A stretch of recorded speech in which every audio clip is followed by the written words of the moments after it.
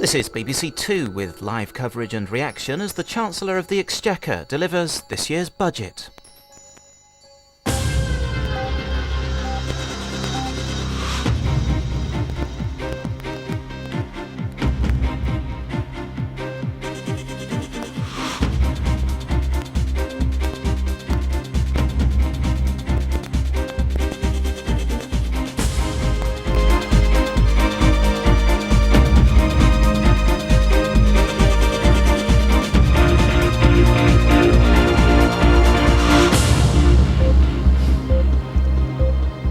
Good afternoon. Budget day. The Chancellor will soon be on his feet in the Commons telling us what he proposes in what's almost certain to be the last budget before the election.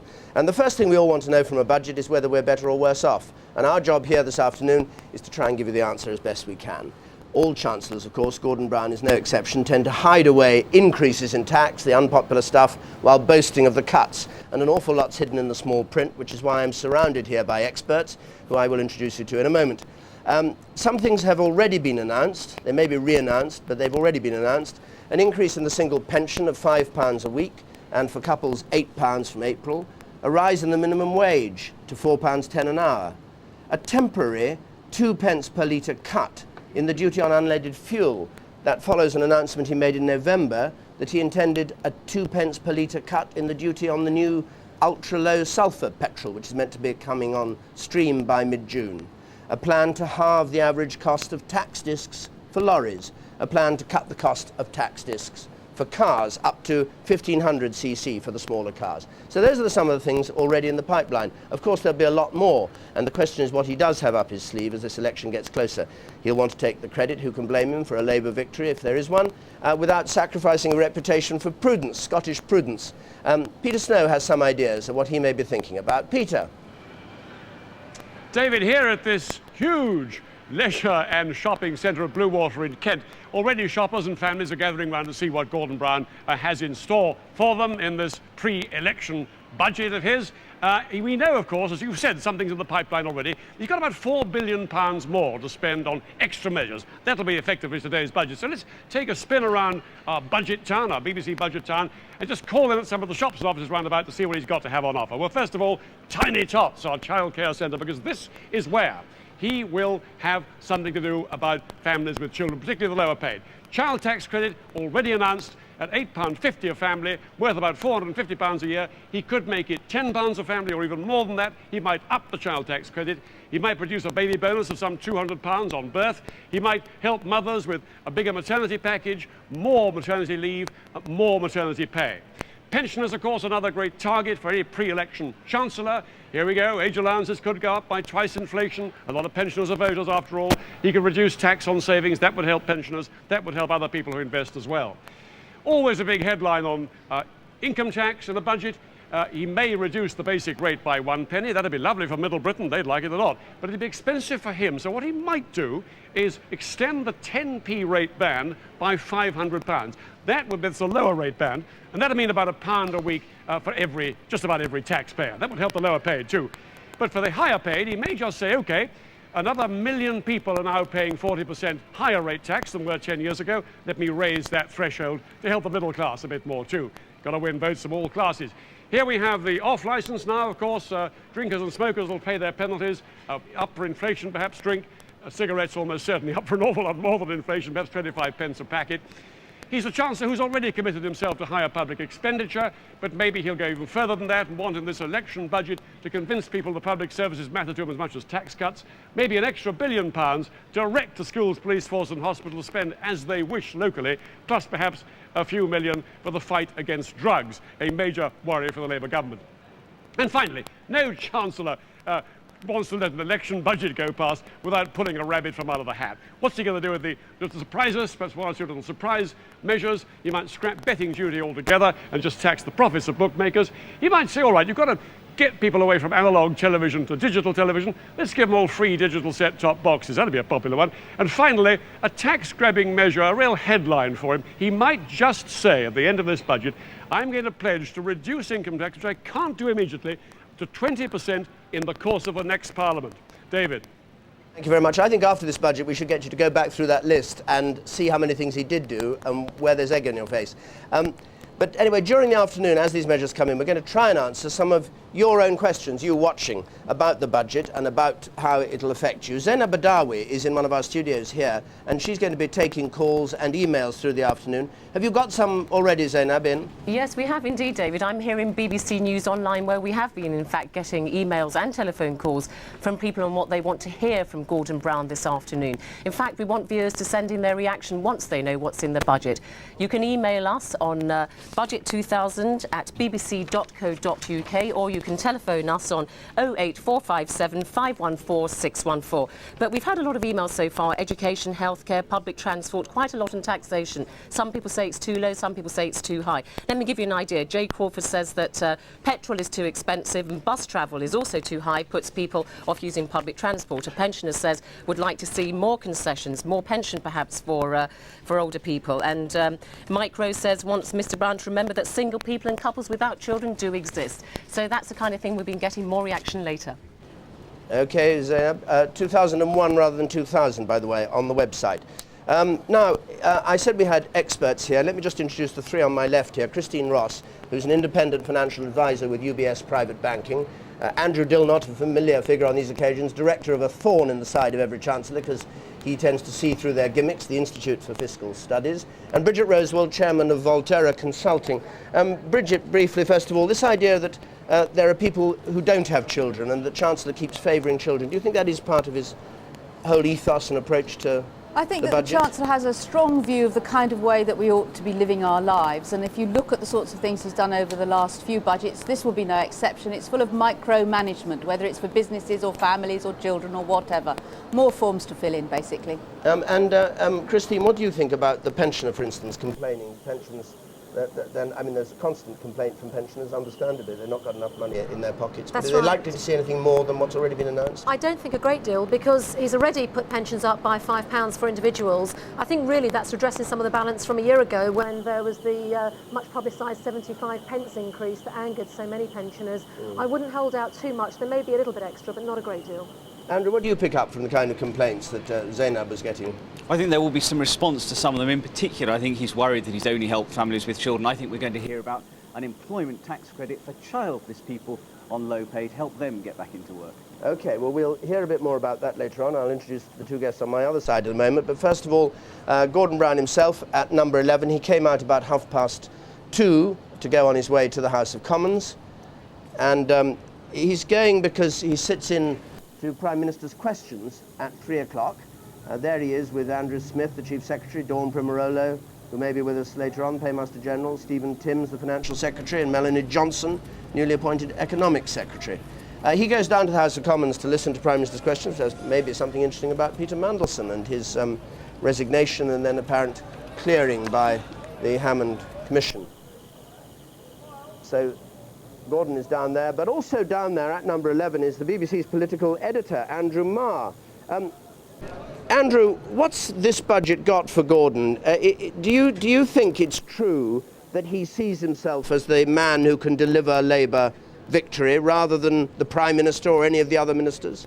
Well, he does. He certainly sees the economy as the great success story of the last 4 years, and he has all the air of somebody who expects to be in this job for some years to come. I suspect that the timing of a lot of the announcements won't be simply something for next week or next month or even next year. He's still looking ahead, almost as if the general election is a mere formality that the new Labour government sweeps through as it tries to sort of recast the economy. I think that there will be some surprises here, but I think if we're looking for a great big tax cut in terms of the rabbit in that hat, we will probably be disappointed. It's more likely to be an emaciated gerbil. Okay, fine. Well, we'll be with you later on, Andrew, to see what you make of it. But let me introduce my other two guests. Kenneth Clarke, who did the last pre-election budget for the Tories in '96. You didn't have well, the election was in '97, your budget was in '96, yeah? Yes. Yes, November 26th, you're quite right. Yes, quite right. Yes. No, I think of it before the 97 election. We tried to be accurate, but did you have an easy hand of the kind that Gordon Brown seems to have? I had an improving economy. It was, we had rising growth, we had falling unemployment, we had low inflation, and since that time every country in the Western world's had that. I'd love to have been Chancellor for the next 4 years, really. It wasn't like that when I started. But you tried an income tax bribe, didn't you? Which didn't come off. My lot kept wanting a penny off income tax. I don't You think, gave way. I don't think, yes, I don't think Gordon will do that. When you have to, people notice you've taken away in allowances. I mean, I had to put the public finances in order, and contrary to what the myth that Gordon tries to create, he inherited the public finances in a very healthy order, rapidly going towards a balanced budget. To be Chancellor in the lead up to an election, you have a lot of pressure from the party on you. What kind of pressure do you think Gordon Brown is under, and is he successfully resisting it if it's the wrong kind of pressure? I think he's probably under a lot of pressure to try and deliver the election, and he's probably taking about as much notice of it as I did. I mean, there is no such thing as a pre-election budget that affects the election. There hasn't been one for years and years and years. Some of your colleagues seem to think the public are so stupid that you can bribe them with their own money at the last possible moment for election day, and they'll say how grateful they are. If Gordon does that, then he's not the politician that I think he is. I think he'll do things I disapprove of, but I think he's a bit more subtlety than that. Well, Geoffrey Robinson, on your right, who was Paymaster General until his resignation in '98, you sat in a huddle with Gordon Brown even before the election that brought Labour to power, planning the way that the economy would be run as Paymaster General. Is it on course in your view? Is Gordon Brown doing exactly what you expected 4 years ago? We've done even better than we thought at the time, and I'm quite sure Ken almost admitted it himself. He'd give his right arm to be able to deliver this budget, because contrary to what he says, inflation was on the up when we took office, and he'd refused to increase interest rates against the bank's advice 3 or 4 times, and there was a substantial and difficult to reduce public sector borrowing requirement. We had to deal with those things. We dealt with them in the first 2 years. We took measures that have given us the stability that we now have, which enable us from a firm financial base now to look forward, and the flexibility, the choice the Chancellor has is quite remarkable. But that's a neat way of putting it. But on the other hand, you could say you took a lot of money from us, the voters, in tax, and now instead of giving it back to us, you're spending it. Well, so actually you've had a famine on public spending, followed by a feast on public spending, and rising taxation throughout these 4 years. We had to do that to correct the deficit Ken left us with, and he admits that. And how otherwise did we correct the situation that we inherited? Well, he says you were crazy to stick to the plans. Well, of course. And he laid the plans. The only logical conclusion to draw from that is that he's crazy. I wouldn't think that for a minute. But the fact is, we adopted those plans, we stuck with them. We now have a very firm base from which we can move forward. OK, more later on that. The politics of the budget, he's saying, is to help Labour win the biggest possible majority, and Gordon Brown will have in mind the effect of what he does on core Labour voters and on voters in marginal constituencies. And Shipley in Yorkshire, the Tories would recover on only a 3% swing, is one of those kind of places they'll have an eye on. Fiona Bruce is up there this afternoon. Fiona. David, thanks. Yes, I'm in Salt Mill, which is a beautiful 19th century mill, which despite its name used to produce textiles, not salt, until it shut down in about the 1980s. And now, like a lot of the mills in this area, it's been regenerated into an art gallery, a rather trendy cafe where we're lucky enough to find ourselves this afternoon. Now, Lisa, you're a single mum and you're sort of a part-time student. How have the last 4 budgets been for you? It's not really helped me much. I would like to see the government enabling lone parents such as myself to enter full-time higher education by disregarding student loans when calculating income support, ideally. Martin, you're a farmer. Thankfully, I'm glad to say, not a livestock farmer. You're an arable farmer, but things have been pretty tough all the same. Yeah, I just feel that Blair and his crew are just hell-bent on destroying the whole of the farming industry, and I would like to see a more level playing field, be it, with tractors, chemicals, fuel. They all cost less abroad than they do here. Yeah. Okay, Martin, let's see what comes out in the budget for you. What about business? Let's see how small business feels the last 4 years have been for them. Janet, you advise small businesses as well as having a small business yourself. Business flourishing? Yes, thankfully, yes. And how have the last 4 years treated business, do you think? I think very well, really. There's been a growth in the business support organisations, which has been very positive. On a negative effect, lots of new legislation for businesses to get their head round. A lot to do with employment law and the changes there, a lot of onerous emphasis on red tape with companies. But, thankfully, people like me are there to help companies keep doing business, that's something. It does indeed. And Laura, you're a nurse. You must be pleased at least with the injection of money, the announcement of money last year. Absolutely. I think things are looking very positive. within the NHS. I think that there's been many years of underinvestment in the NHS, and last year's announcement by the Chancellor was very, very welcome, and provides us with significant amount of resources to deliver a very ambitious, radical programme of reform, which I think is going to significantly improve services for patients. A very exciting time to be in the NHS. Well, there we have it, a happy nurse. We don't hear from too many of them. Those are the views from Shipley. David. Thanks, Fiona. Well, at Bluewater, Peter Snow has a number of families chosen to represent a cross-section of Britain. We hear briefly from them now, and after the Chancellor sat down, we'll hear whether he's satisfied them. David, I've got 6 families with me. Here they are, and I'm going to introduce them to you now. We've met many of them before in our little range of houses along the side of the square here. First of all, Matthew Hobday, who is a lone parent on income support with 1 child. Now, Matthew, under Labour, you've had a £17 increase in income support. How about that? What do you want the Chancellor to do for you this time? I'd like to see more local childcare facilities, more money on that. More childcare, right. Up the street now to Sheila Murray next door. She's a pensioner and she's on £5,000 a year. Sheila, you've done £2.88 better under Labour over the last 3 or 4 years. What do you want to do this time? Another £5 on the basic pension and the retention of £200 as the winter fuel allowance. OK, we'll register that and we'll see what the Chancellor does about you. Up the street a bit more now to a low-paid family, Derek and Julie Hardman, with 3 children, £14,000 a year. Derek, you've done pretty well, £68. That's the working families tax credit that the Labour government introduced.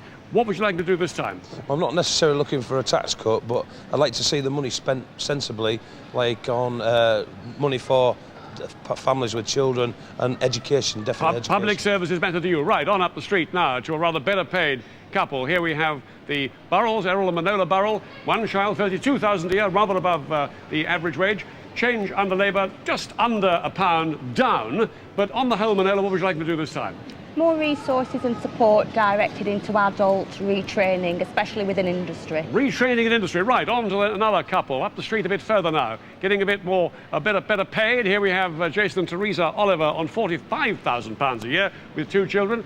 £2.28 worse off under Labour so far. Jason, what do you want this time? I think I'd like to see a significant reduction on fuel duty, which would be a real saving for people, and hopefully in line with France, where you can fill up for up to a third less than you can in the UK. Lower fuel taxes, righto, and finally the Lucocks at the top of the street here in the smartest house of all. They're on £100,000 a year. So far, £6 down June under Labour. What would you like to see them do this time? More help for the farmers. You want more help for the farmers, more compensation, yes, more help all at tax and subsidies. OK, let's see what happens. Let's see what happens this time. And at the end of this programme, just one other little surprise for you. We're going to be looking at identikit pictures of 3 voters, 3 target voters that the 3 main parties are aiming at. Will you be Laura Labour, Terry Tory, or will you be Lucy Lib Dem? We're going to identikit them at the end of the programme. Thank you, David. Thanks very much, Peter. Well, interesting, £68 a week better off one of the poorer families there, which is the scale that of change there's been under Labour.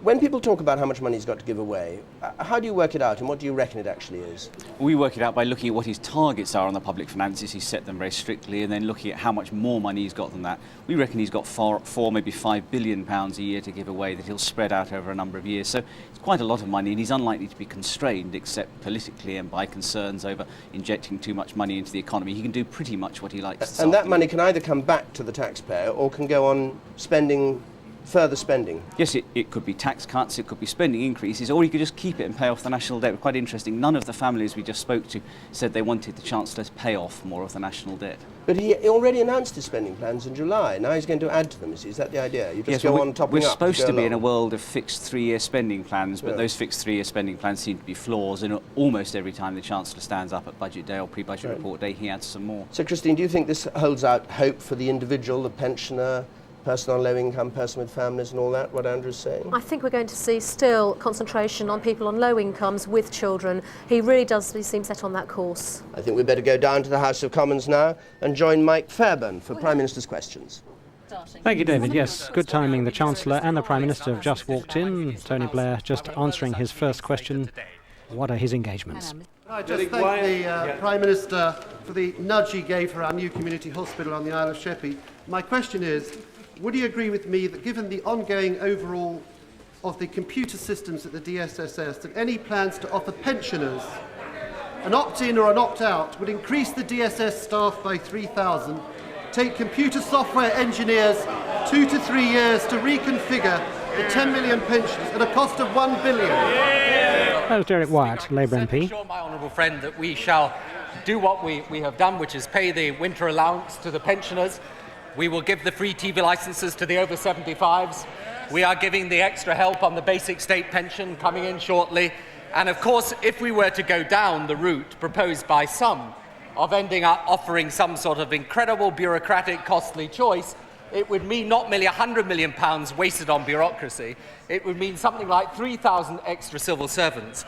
And it's no doubt for that reason that in the recent literature of the party office that the chairman of the Conservative Party suggests that instead of using the word Conservative, they may decide to use the word we.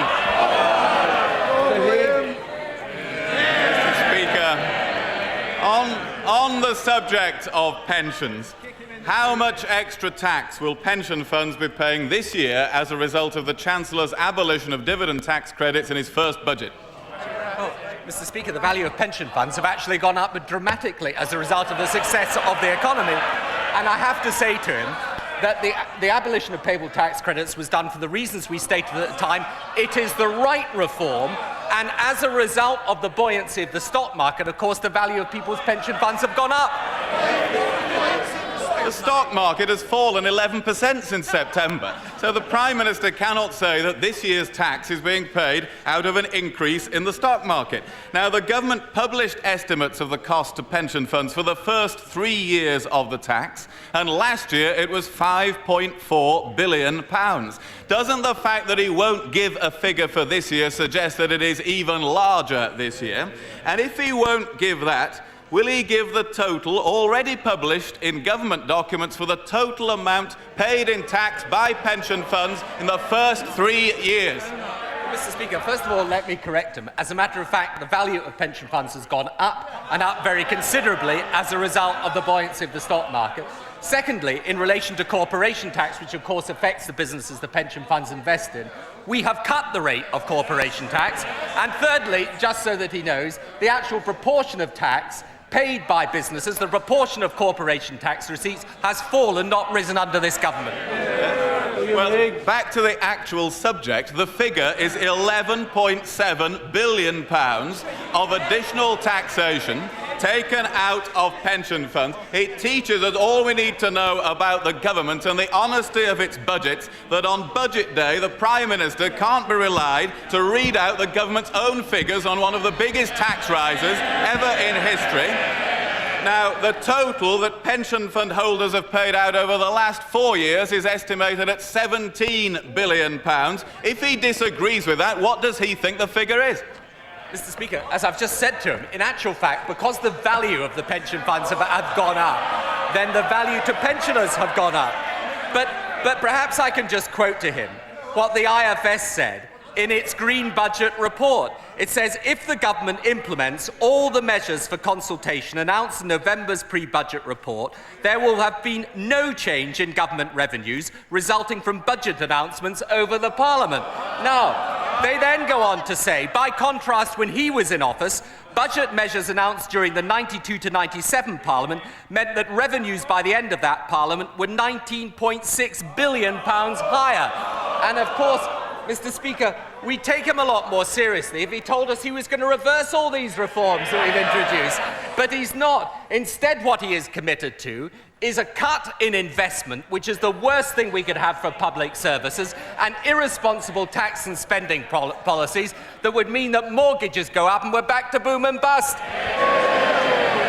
He wants to know whether we would reverse that measure. We will restore dividend tax credits to 630,000 people who have lost those tax credits and who are too poor to pay income tax. So now let's have some answers from him. It's a good thing it's the Chancellor, not the Prime Minister, giving the budget. We might even get some figures out of the organ grinder that we don't get from the monkey. So since we can't get him to give a figure, will he, and since he wants to quote about this, is he aware that a firm of accountants wrote to him the last time he gave this answer and said, I suppose the Treasury tried to tell you that stripping £40 billion out of pension funds over a 10-year period would have no impact on pension funds.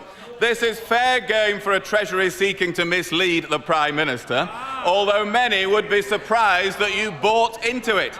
Well, will he now accept that a large new tax on pension funds has to be paid for either in reduced pensions or in increased contributions?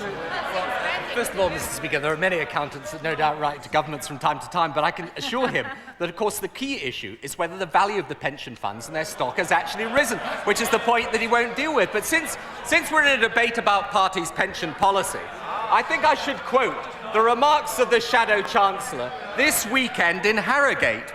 He said this, well, you're perfectly...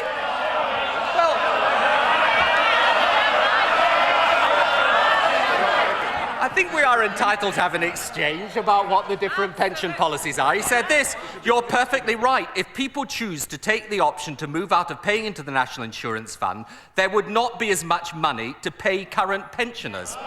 So we would have to fill the pump, and we can do that by a variety of ways. For a start, by selling gilt.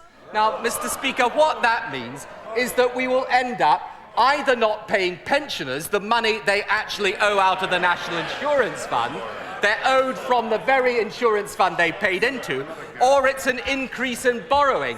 Either way, it's either unfair to pensioners, or it's exactly what we have warned about all the way through, that because their sums don't add up, they'd be back to boom and bust. Mr. Speaker, the Prime Minister is not only economical with the truth, but less than truthful about economics. And he now imagines having raided pension funds to a greater extent than Robert Maxwell or anybody ever in history, having raided them and thinking that that has no impact on pension funds. One speech about the environment and he thinks money grows on trees, ignoring the fact that of 200 pension funds surveyed about this, 11 had cancelled their benefit improvements, 55 had increased their contribution rates, and 7 had had to change the whole nature of the scheme. Doesn't the truth about this, that the funds that belong to millions of pensioners are being taken by the Chancellor in stealth taxes, so that any claim they have to be a tax-cutting government today should be treated with total contempt? Of course, Mr. Speaker, if we're comparing economic records, I think first of all we should point out that inflation under this government has been within the margin of 2.5%. It averaged 6% under the government of which he was part. Mortgages and interest rates, which have averaged 6% under us, were 10 or 11% under him. We all remember the days of 3 million unemployed under the Conservatives. Today there are 1 million more jobs in the economy and just over 1 million unemployed. So, Mr. Speaker, I think if we compare the record on the economy under this new Labour government and the record on the economy under the Conservatives, it doesn't compare very favourably for them, which is no doubt why the previous Deputy Prime Minister said at the weekend, I've been in a dilemma, but I've resolved it in my own mind. I'm going to vote Conservative. I've been a Conservative too long to do anything else. He's talking about Michael Heseltine, in case you needed prompting. The best he can do to persuade people to vote Conservative, it only shows what a mess he's made of his party. Well, William Hague has had his 6 questions, so he sticks tight on the opposition front bench. Labour MP shouting more. They're not going to get it. Next MP, it's Paul Marsden, Labour. Would my right honourable friend urgently review a growing and serious animal welfare problem that is paralysing the countryside, whereby farmers are not allowed to move healthy animals down a public highway, and the result is that, associated with the foot and mouth outbreak, is that I have a farmer in Shropshire who's got 400 piglets he'll have to slaughter in the next couple of days, simply because they're in an overcrowded barn and they need to be moved just 100 yards down the road to fowering outbuildings. Surely with the right precautions we can save these healthy animals. Well, Mr. Speaker, that is a very reasonable point. We are looking urgently at what further changes that we can make. And as my honourable friend will know, around, I think, 250 of the 390 abattoirs in the UK have now been licensed under arrangement to slaughter animals.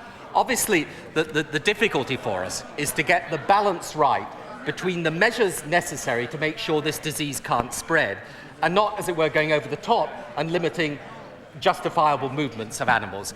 My right honourable friend informs me that he's got a meeting with the National Farmers Union later this afternoon. He will discuss those very issues with him, and I hope very much we can announce further relaxations of the restrictions in the not too distant future. Charles Kennedy. Mr. Speaker, following on from the honourable gentleman's question and our exchanges last week, can I very much welcome the fact that the government have now been able to take steps in the direction of the controlled movement of animals for slaughter. That is genuinely giving a degree of hope to a very hard-pressed farming community in our country. Can I ask him a couple of specific questions following on from that? First of all, the farming community watching these exchanges will notice that the Conservatives are not interested in serious questions. Does he have any further plans yet for widening the scheme?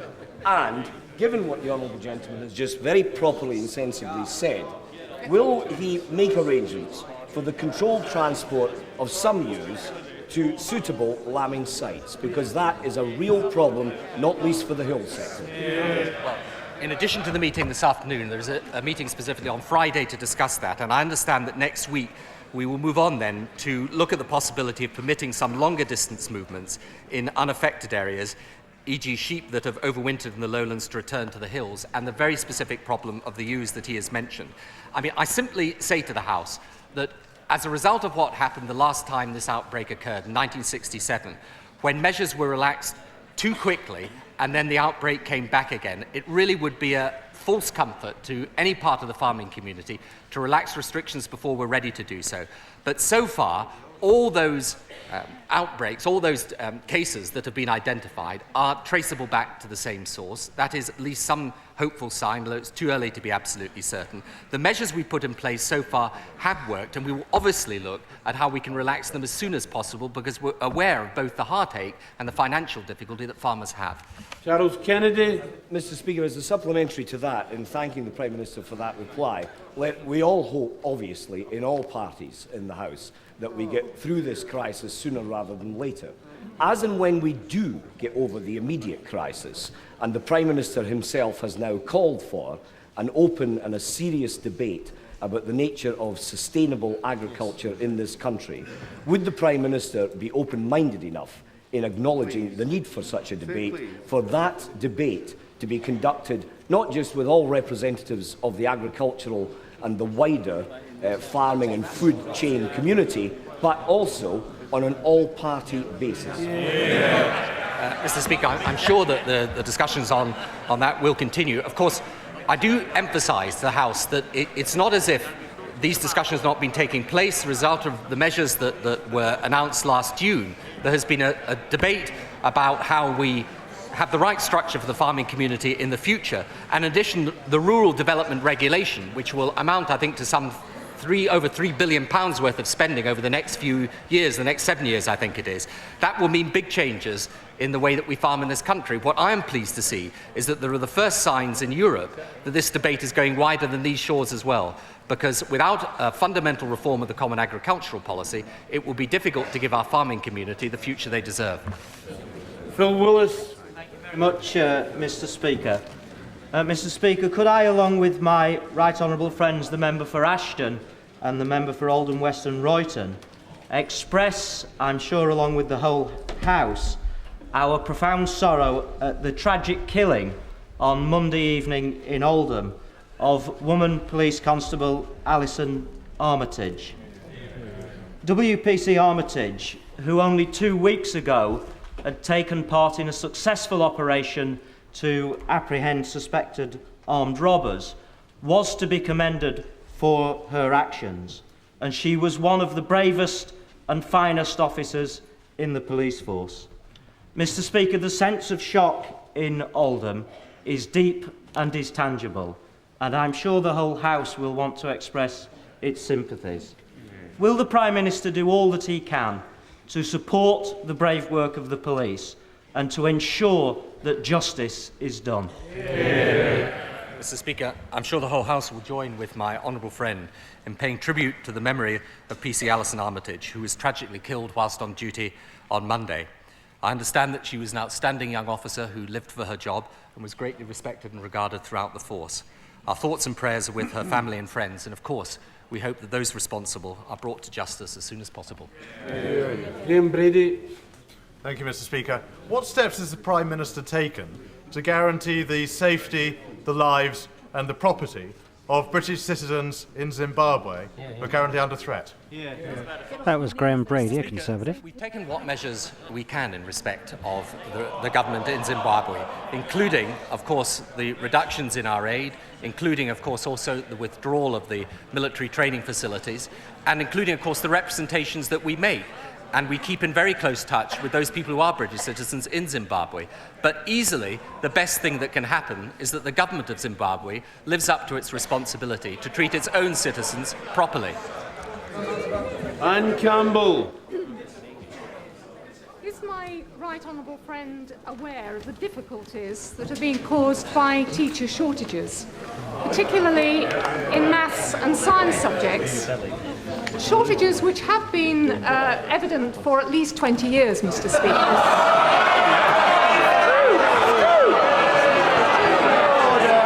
And the laughter, as you can imagine, is coming from the Tory benches, who pointed out that Labour's been in power. There is 4 years. adequate supply of well-qualified teachers so that our children can reach the highest standards. Well, Mr. Speaker, in view of the shouting out from the party opposite, I will give them the figures. The number of applicants for postgraduate teacher training places is up by 19% on this time last year. Applications for shortage subjects have seen the largest increases. Maths applications are up 14%. Science applications are up 27%, including 24% rise for physics. And modern foreign languages applications are up 7%. And that reverses 8 successive years of falling recruitment to teacher training. And indeed, overall, there are 7,500 more teachers than there were 4 years ago. Yes, we need more, but no one should ever forget that when we came to office, the number of places had been cut, the investment per pupil had been cut, and it's only now that the damage done by the party opposite is being put right. The outbreak of foot and mouth has left a lot of farmers and families with absolutely no income whatsoever. They have to look after their animals and cannot qualify for any kind of income support or benefit. Meantime, a local self-publicist in Melton Mowbray has been driving around to try and find a local infected farm so he can be photographed there. He's done the same in the local cattle market next to the abattoir and has invited photographers to take pictures of him putting up keep-out signs near infected farms. Will the Prime Minister compensate the former and unreservedly condemn the latter? Well, certainly, Mr. Speaker, I don't know the particular case that he's talking about in Melton Mowbray, but if that is happening, of course it is wrong. Secondly, in relation to benefits, of course, farmers are entitled to benefits and are entitled to claim them. And thirdly, it is partly for those reasons that we agreed to draw down the agri-money compensation. And I do just point out to members opposite who were shouting at me in a moment ago that we'd done nothing, to agri-money compensation that, of course, is reimbursed by the British taxpayer. We have now drawn down over £600 million over the last few years. When the party opposite were in power, they drew down precisely nothing. David Chater. Question number 4, Mr. Speaker. And this is a question about the reform of local government finance. Set out options for reform, including how we distribute revenue grant to local authorities, their capital finance regime and local taxation. A white paper setting out decisions on the way forward will be published later this year. David Chater. Mr. Speaker, can I thank my right honourable friend for that reply, and can I tell him what an important issue this is for my constituents in Bury North, who want to see a funding formula based on agreed measures of need and not on historical accident. And can I ask him, will the white paper appear early in the next Parliament? And does early mean in the first 12 months? Well, Mr. Speaker, I'm afraid I have to say to my honourable friend that I can't give him a precise answer to that last question. But I can say to him that we understand very well that the strength of feeling this. Of course, it's immensely, as he knows, an immensely complex and difficult area. And so it's right that reforms are carefully considered. But in any event, it is worth pointing out that as a result, particularly of the extra money we're putting into education and social services as part of the health plan, that all local authorities will have received a very considerable increase in funding. We are aware, however, of the complaints of unfairness in different parts of the country, and that is the reason, first for the Green Paper and then for the White Paper following it. John Butterfield.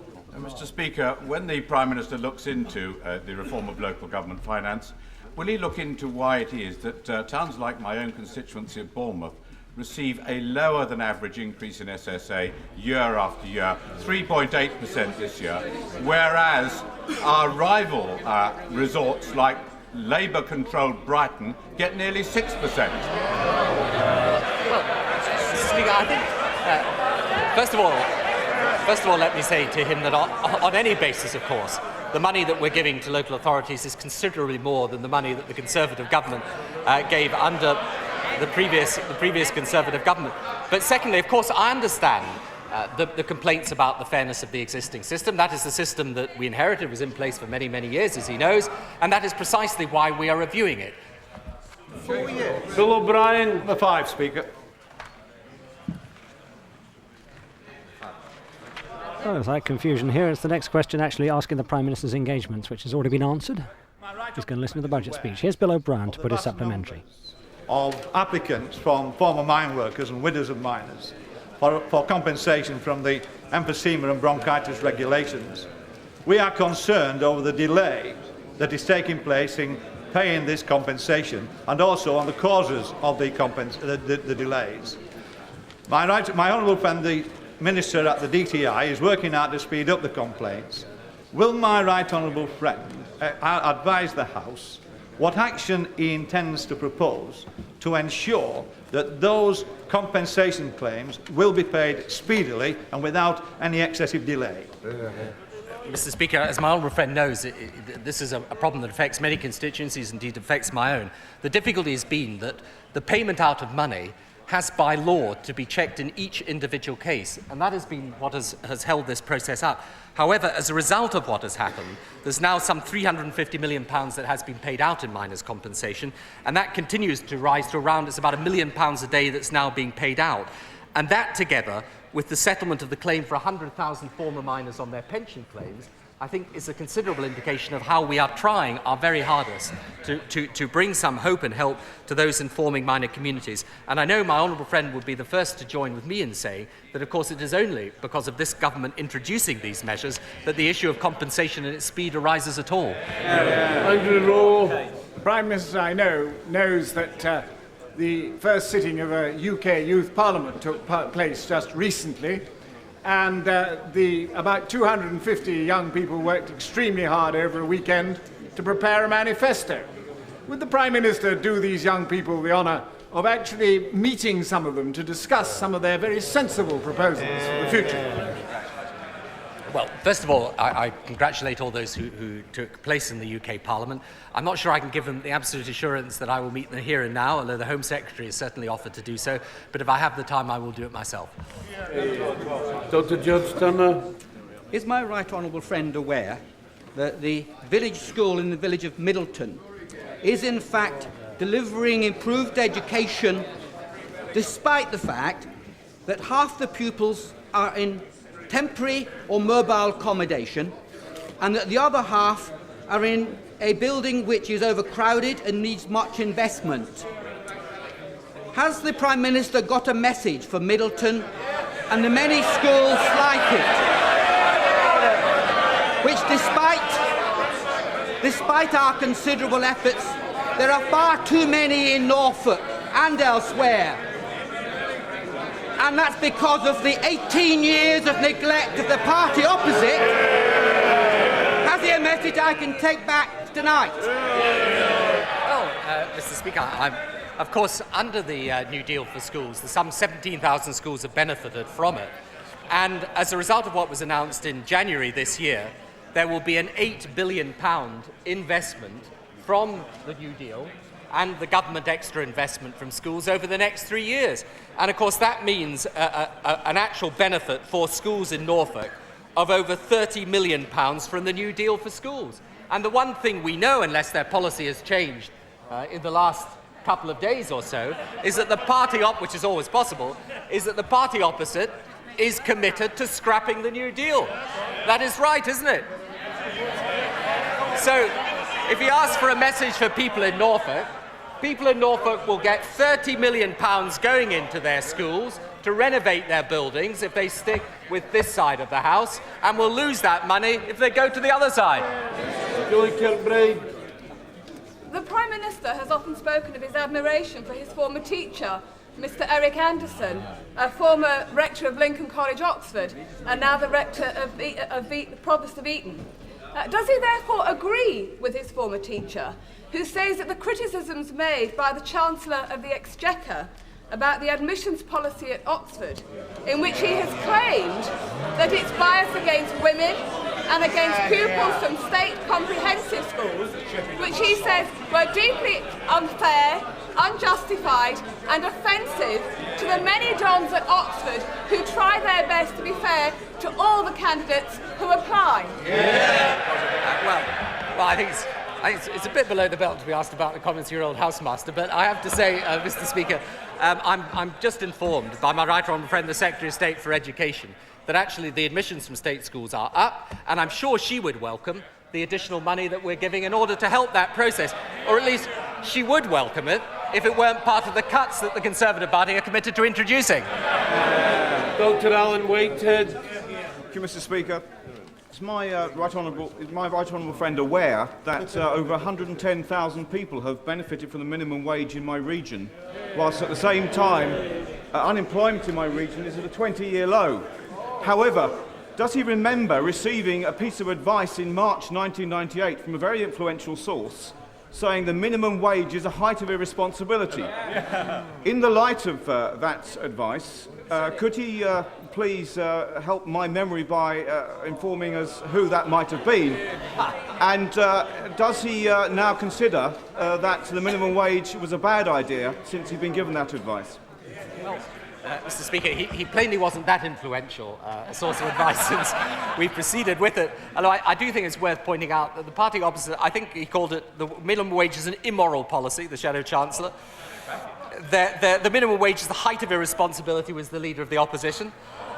It is a striking reminder of the basic differences between the two parties, the Shadow Social Security Secretary. However, we are delighted that these sinners have come to repentance now. But, Mr. Speaker, the important point is this. There are large numbers of people who are benefiting from the minimum wage, and the fact that it is now introduced, and introduced with the consent not simply of trade unions and people at the workplace, but also of enlightened business too, shows conclusively what this side has always said, which that we can have a socially just economy and an economically efficient economy at one and the same time. Campbell. Might I ask the Prime Minister to turn his attention again to Zimbabwe? When a government intimidates judges, when it expels independent journalists, and when it harasses its political opponents, how long can such a government expect to enjoy membership of the Commonwealth?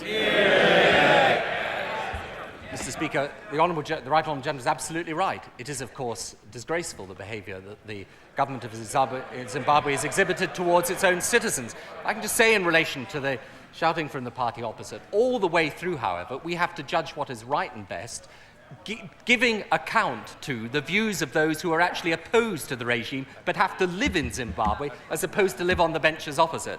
And it is for that reason that we have taken measures that I think are sensible and right in terms of reducing our aid programme, in terms of reducing or cutting our military training advice to the Zimbabwean regime, and we will continue to put pressure on them through every single forum we can, including in respect of the Commonwealth. But the important thing for people in Zimbabwe is actually to get change. Clark. Speaker, would my right honourable friend join in the unanimous welcome for the second reading of the International Development Bill last night? Does he see that as another indication of progress from the Department for International Development, particularly as they focus in eradicating world poverty, and that combined with his own government's initiatives in international debt do truly indicate remarkable successes which the world will be speedy to recognise?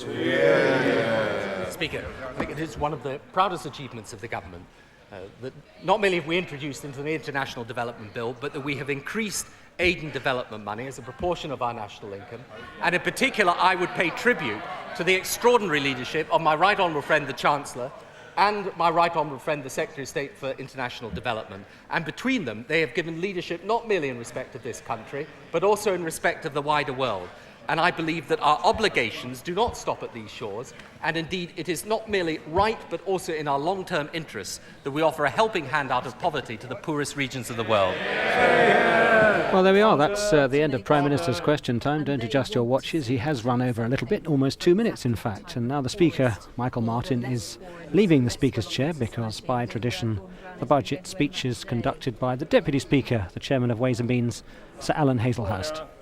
Before I call the Chancellor of the Exchequer, it may be for the convenience of honourable members if I remind them that at the end of the Chancellor's speech, copies of the budget resolutions will be available to honourable members in the vote office. Mr. Chancellor of the Exchequer.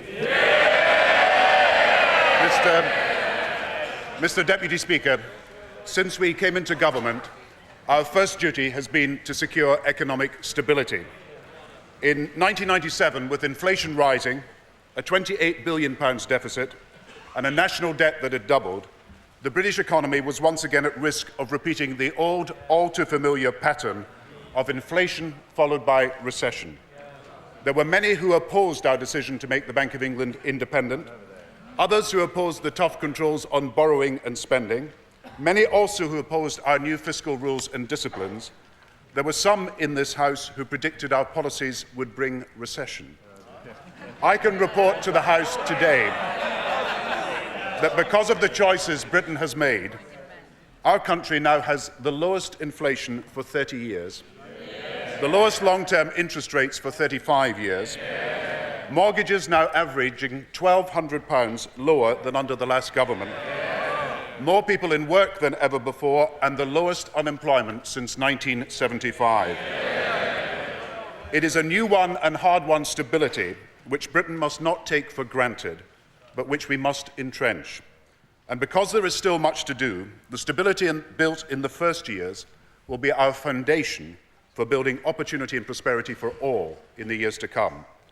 We know as a nation that after a generation of underinvestment in both industry and our public services, the ambitions that we have for our country, high productivity and full employment, education opportunity for all, an end to child poverty, a modern NHS and modernised public services, these ambitions can only be realised if we make the choice to invest for the long term. So this is the challenge for the budget and for the future.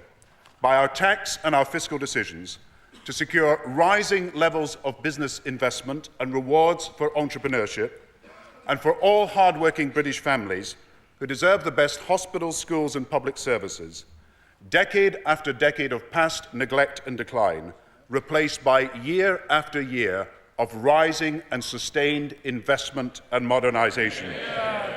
Our greatest long-term investment is in children. I've looked back at a century and more of past budgets which have had one common feature. The needs of children in the tax system go almost unrecognised. The needs of women were barely mentioned. And when the story of Britain is of families struggling to do the best by their children, to balance work and family life, and all the daily pressures they face, it is right that we have a budget that puts families first. So this is my budget judgment. Instead of the old short-termism of looking only a year or a month ahead, we lock in stability for the long term. And by striking the right balance between long-term investments and affordable tax cuts, we not only boost enterprise and savings, but meet the needs of not just some, but all Britain's families. So let me turn to the economic background and forecasts. Between 1979 and 97, inflation averaged 6.2%. Since 1997, it has averaged less than half as much, 2.4%. In the last year, I can report inflation has averaged 2.1%. It is the lowest annual inflation since 1963. Interest rates from 1979 averaged 10%. Since 1997, they've averaged 6%. They have remained stable over the last year, the longest period of consistently low interest rates since the 1960s. Long-term interest rates, now around 5%, are for the first time since the 1960s as low as those in Germany and as low as those in America. Mortgage rates, which averaged 11% between 1979 and 97, are now down to 6.75% or less. Now, growth from 1979 averaged 2%. Since 1997, it has averaged 2.7%, and in the last year, I can now also report to the House the economy has grown at 3% exactly. I can also report that manufacturing, despite the euro-sterling exchange rate, grew last year by 1.6%, manufacturing productivity grew by 4.4%, manufacturing exports by 11.8%, and it is to the credit of thousands of British companies that overall British exports grew by 7.4%. And business investment has grown this year by 2% as we lock in a higher level of investment as a share of our economy, over 14%, higher than at any time in 40 years. Now, the faster the speed of international flows today on the financial markets, the greater the need for international and for national vigilance if stability is to be achieved and sustained. And it's precisely because we have taken the time to get the fundamentals right and hold to a steady course that we are better placed to cope with the uncertainties in the world economy this year. With the United States today experiencing a necessary slowing, Japan barely growing, the growth rate in the world's major economies this year is expected to halve, while the world still faces volatile oil prices. But because Britain's economy remains stable, our Treasury forecast is that this year, Britain's growth will be within a sustainable range of 2.25% to 2.75%.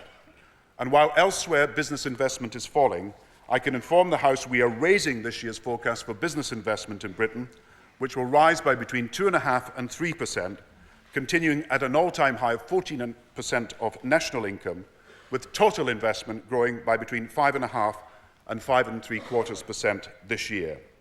The Treasury forecast is that consumer demand will grow by 3.25% to 3.5%, manufacturing grow by 1.75% to 2%, exports will grow between 5.5% and 5.75%. Inflation is forecast to be 2.25% this time next year and on target at 2.5% at the end of next year. In the budget, the Chancellor must confirm the inflation target for the coming year. With inflation forecast to be 2.5% next year, imposing a lower inflation target, as some have suggested, would mean upward pressure on interest rates and would risk lower growth and higher unemployment. So I can confirm that because stability will guide our approach, the inflation target will remain at 2.5%. And my budget will meet each of our fiscal rules. Let me set out the detailed figures for the House. In the last budget, I forecast a current surplus for this financial year, 2000 to 2001, at £14 billion.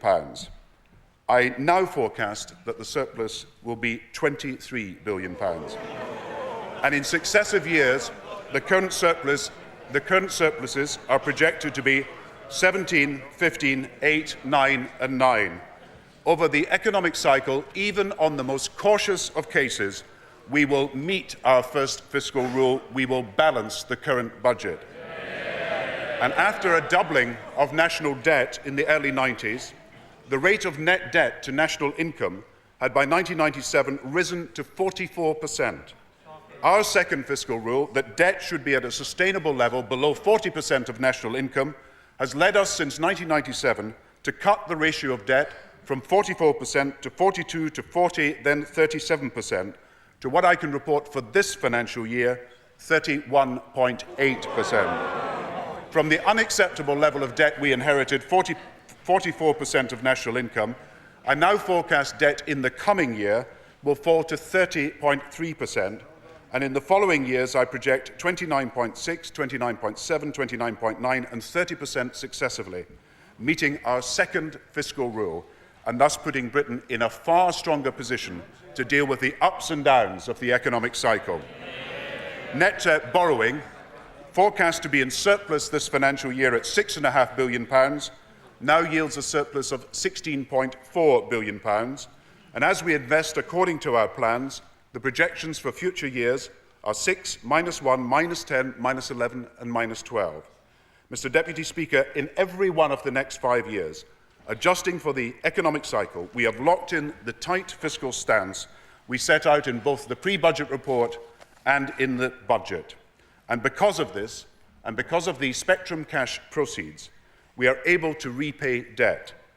Last year, we repaid £9 billion. I can tell the House that this year, the net cash debt repayment will be £34 billion.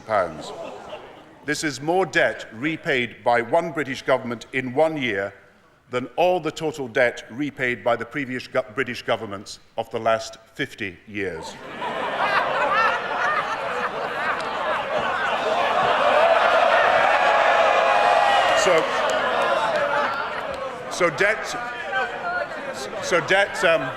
Mr. Deputy Speaker, debt interest payments next year are £1.5 billion lower than forecast in the pre-budget report, very substantially lower than expected in last year's budget.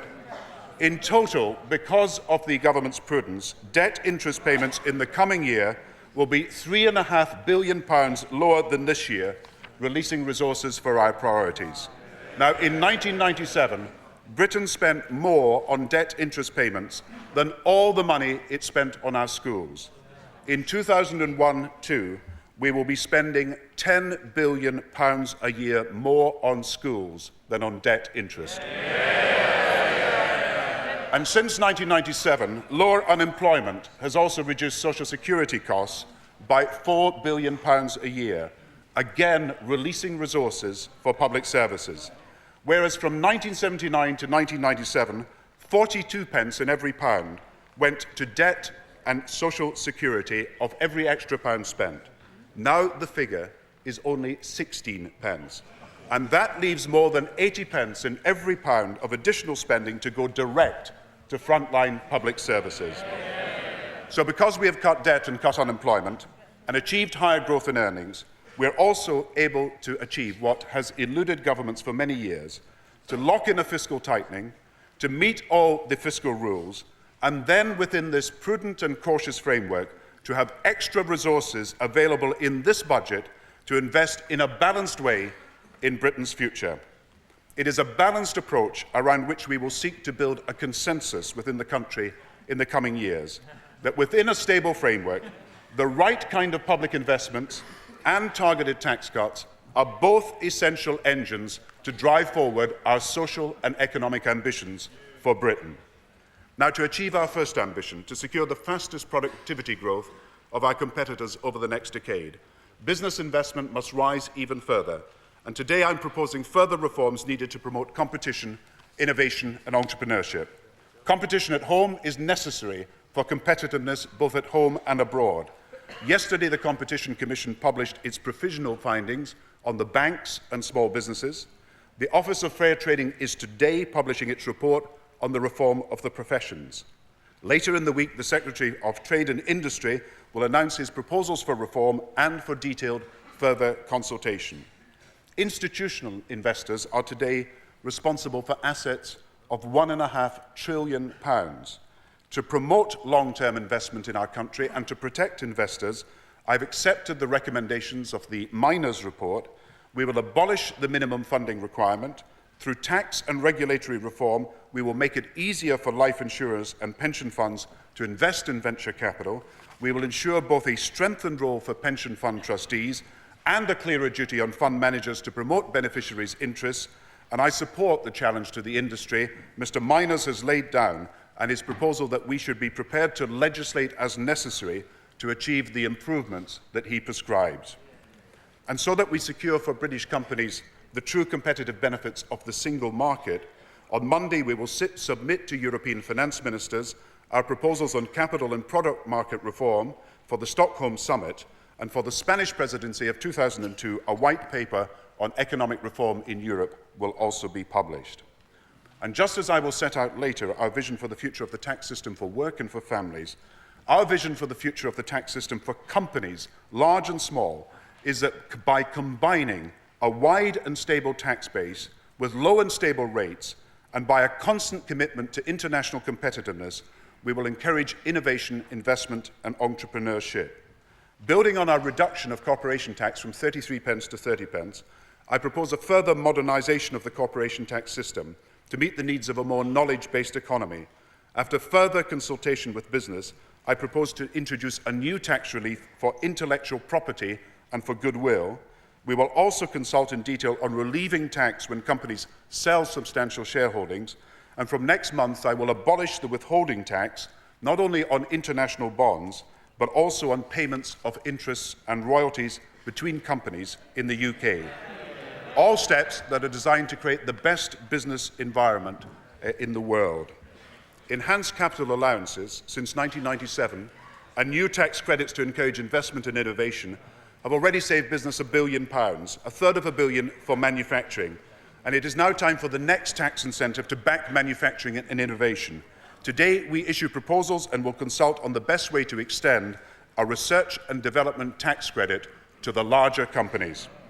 And we will legislate a new and special tax credit that will help British companies contribute to the relief of disease around the world, an incentive to accelerate research on AIDS, TB, malaria and other diseases that each year kill 8 million people, including 3 million children in our poorest countries. Deaths that in many cases are avoidable, diseases in many places preventable. We have a capacity to help and we have a moral duty to act. Subject by a commitment from the pharmaceutical companies to invest in and deliver new drugs and vaccines in ways that truly meet the needs of the poor and sick, the Secretary for International Development and I are prepared to extend this new tax credit even further, and Britain is prepared to take a lead in establishing a new purchase fund for global health that will not only develop life-saving drugs, but make existing drugs more widely available. Mr. Deputy Speaker, as we consider the next steps for taxation in the North Sea, our approach will be guided not by short-term factors, but by the need for a regime that raises a fair share of revenue and promotes long-term investment in the North Sea. For farming, an industry essential to Britain, which today faces immediate and long-standing difficulties, the government, over and above its statutory obligations, has made available agri-compensation money worth £150 million, and I can confirm that the Minister of Agriculture is taking steps to advance agri-money and other payments as quickly as possible. Last year, I cut the long-term capital gains tax rate for business assets from 40 pence to 10 pence. I can now go even further. For employees in all types of companies, including venture capital and non-trading companies, the long-term capital gains tax rate will no longer be 40 pence, it will be 10 pence. Growing companies offering share options will benefit from today's extension of the Enterprise Management Incentive Scheme that we created. I've decided to double to £3 million the share options that benefit from tax relief, and in qualifying companies, I will extend the right to benefit from these share options to all employees. Since 1997, the number of small businesses in our country has grown by 170,000. As we have cut small company tax from 23 pence to 20 pence, a new starting rate of just 10 pence in the pound, an overall cut in the typical small company tax bill of nearly 25%. We now propose a new regime to simplify VAT for small businesses, and this will be of direct help to up to 500,000 companies. For firms with a turnover of up to £54,000, VAT will not be charged at all. More of business income now subject to VAT, not subject to VAT in Britain than anywhere else in Europe. For firms with a turnover of up to £100,000, we propose a simpler and lower flat rate, which after consultation we will implement next year. For firms with a turnover of up to £600,000, we will consult on a simplified VAT payments scheme. And I now propose not just to simplify VAT, but to simplify small business corporation tax as well. Last year, we exempted small businesses from the costly obligation to submit audited accounts, thus cutting red tape and small businesses' costs by an estimated £220 million. The next step is an even more radical proposal. We will make the annual company accounts the basis for calculating tax, and that will cut more red tape and cut business costs once again. On Friday, the Deputy Prime Minister and I will announce new financial flexibilities so that regional development agencies can fulfil their strategic role in delivering high productivity and, for every region of our country, balanced economic growth. Our rising prosperity still does leave too many people and places behind, nor will they catch up if we rely on the old failed policies of the past. either paying out more and more unemployment benefits without the necessary investment in the areas, or paying out untargeted property subsidies without real job creation. I see our inner cities and our older industrial communities not as no-go areas for new enterprise, but as places of untapped potential, where there are young people with dynamism looking for work and markets waiting to develop and grow. And across Britain, whether in Newtown's traditional inner cities or former coal, textile and steel communities, the way forward for regeneration is to harness both new public and private investment and new fiscal incentives to extend the opportunities for enterprise from some of the country to all of the country.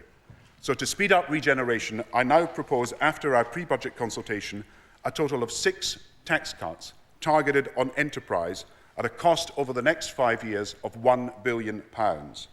To make the first stages of buying property and bringing land back into use tax-free, in designated areas, stamp duty will be abolished. To bring disused properties back into use, we will cut VAT on residential property conversions from 17.5% to 5%. For cleaning up contaminated land, there will be an accelerated tax relief set at 150%, and consultation will take place on a further corporation tax relief for firms investing in the new urban regeneration companies. To help revitalise our high streets, we will provide 100% first-year capital allowances for bringing empty flats over shops back into the residential market. To cut the cost of small business borrowing in these areas, we will introduce a new community investment tax credit, and we will now create the first community development venture capital fund, which is a partnership between government, the financial institutions and the charitable sector, for which the chairman of our review, Sir Ronald Cohen, proposes a capitalisation of £40 million. And to cut the costs of start-ups, the Small Business Service will offer one-stop support and up to £2,000 worth of advice and help for any start-up company drawing up a business plan, making it easier than ever in these areas to start and sustain a business. In both urban and rural areas, our churches are essential features of our community life, and they are at the heart of our rich heritage as a nation. To help preserve that heritage and to cut the costs of saving and repairing our listed church buildings, we will introduce for repairs, started after April 1st, a new grant which is the equivalent of a VAT reduction from 17.5% to 5%, a reform long sought after by congregations right across the country. At the centre of our communities are also thousands of non-profit sports clubs. At the centre of our communities are also thousands of non-profit sports clubs, and we will now consider the best way for the tax system to give them further support and to recognise their contribution to community life. The government's policy is for free museums, and I can announce we will change the law on VAT to make that possible. The Secretary of State for Culture will set out the full details of this change. The film industry tax incentive was introduced in 1997, and it is contributing to the unprecedented success now enjoyed by independent British films. This will be extended at a cost of £50 million a year until 2005. Mr. Deputy Speaker, our ambition for Britain is full employment, employment opportunity for all.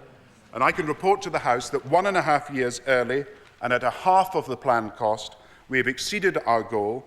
Not 250,000, but 270,000 young people have now moved from welfare to work.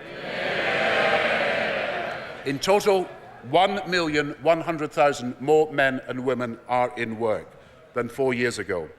We have the lowest long-term unemployment since 1979, the lowest youth unemployment since 1975, the highest employment ever amongst women, and there are today 1 million vacancies spread across the country.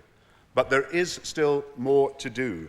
The demands of the new economy mean we are likely to need 2.5 million more employees at degree or higher degree levels, and overall more workers requiring higher skills and qualifications to fill new and higher paid jobs. So at the heart of our approach is that government must meet its responsibilities, providing incentives for work and training. Companies must meet their responsibilities to upgrade skills in the workplace, and people must take up their own responsibility to work and to prepare for the jobs of the future. We have already made major changes to reward work. The New Deal, the Working Families Tax Credit, the 10p income tax rate. Now we have decided that following on stage 1 of the New Deal, when long-term youth unemployment has fallen by 80%, it is time for stage 2, designed to link those who need jobs to those jobs that need the skills. And next week, the Secretaries for Employment and Social Security and I will publish detailed plans to get the hard-to-employ back into work, to promote employer-led sector initiatives under which the unemployed learn key skills, and to improve training in the workplace. The starting point is the employment first principle. In the past, unemployed signed on for benefit before they looked for work. Now, before receiving benefit, the employment first principle will mean that they will first have to be interviewed about job opportunities and the steps they are ready to take to get back into work. For the hard to employ, those still left behind, we're proposing from April the 1st, at a cost of £200 million a year, a new regime built around more intensive coaching and stronger sanctions for the over 25s. For 30,000 benefit claimants who have been drug addicts, a new 3-year budget of £40 million will mean they can receive the mentoring and training they need. But to get on to the programme, they will first have to get off drugs. Next, to link the unemployed without skills to the jobs that require skills, we will announce separate initiatives to fill job vacancies in the IT industry, in construction, in hotels, in retail, and in the financial services. And as a result of the spending review, the Secretary of State for Education has now allocated over £1 billion so that modern apprenticeships, 75,000 only in 1997, over 220,000 today, will rise to 320,000 as we discharge our duty to invest in the skills of the next generation. Already with the New Deal, lone parent employment has increased by 100,000 on the road to our goal of 70% employment for lone parents. From next month, at a total cost of £100 million, we will enhance the choices on offer to include not only full-time and part-time jobs and training, but the offer of self-employment, in all cases accompanied by help for childcare. And in return, the government has decided that from next year, all lone parents on income support, including parents with children under 5, will be required to undertake interviews about work choices at regular intervals. And in the new economy, people already in work constantly need to improve their skills. As the Employment Secretary has rightly said, Britain cannot succeed when up to 30% of our existing employees do not have the basic Level 2 qualifications. Here too, employers, employees and government all have a role to play. And for our part, we are now prepared to examine radical new options to back up the tax relief we offer for employee training. We are prepared to consider how best we can help employers meet their responsibilities, including the case for a new tax credit. If we are to reach our long-term goal of full employment, we must also do more to reward work.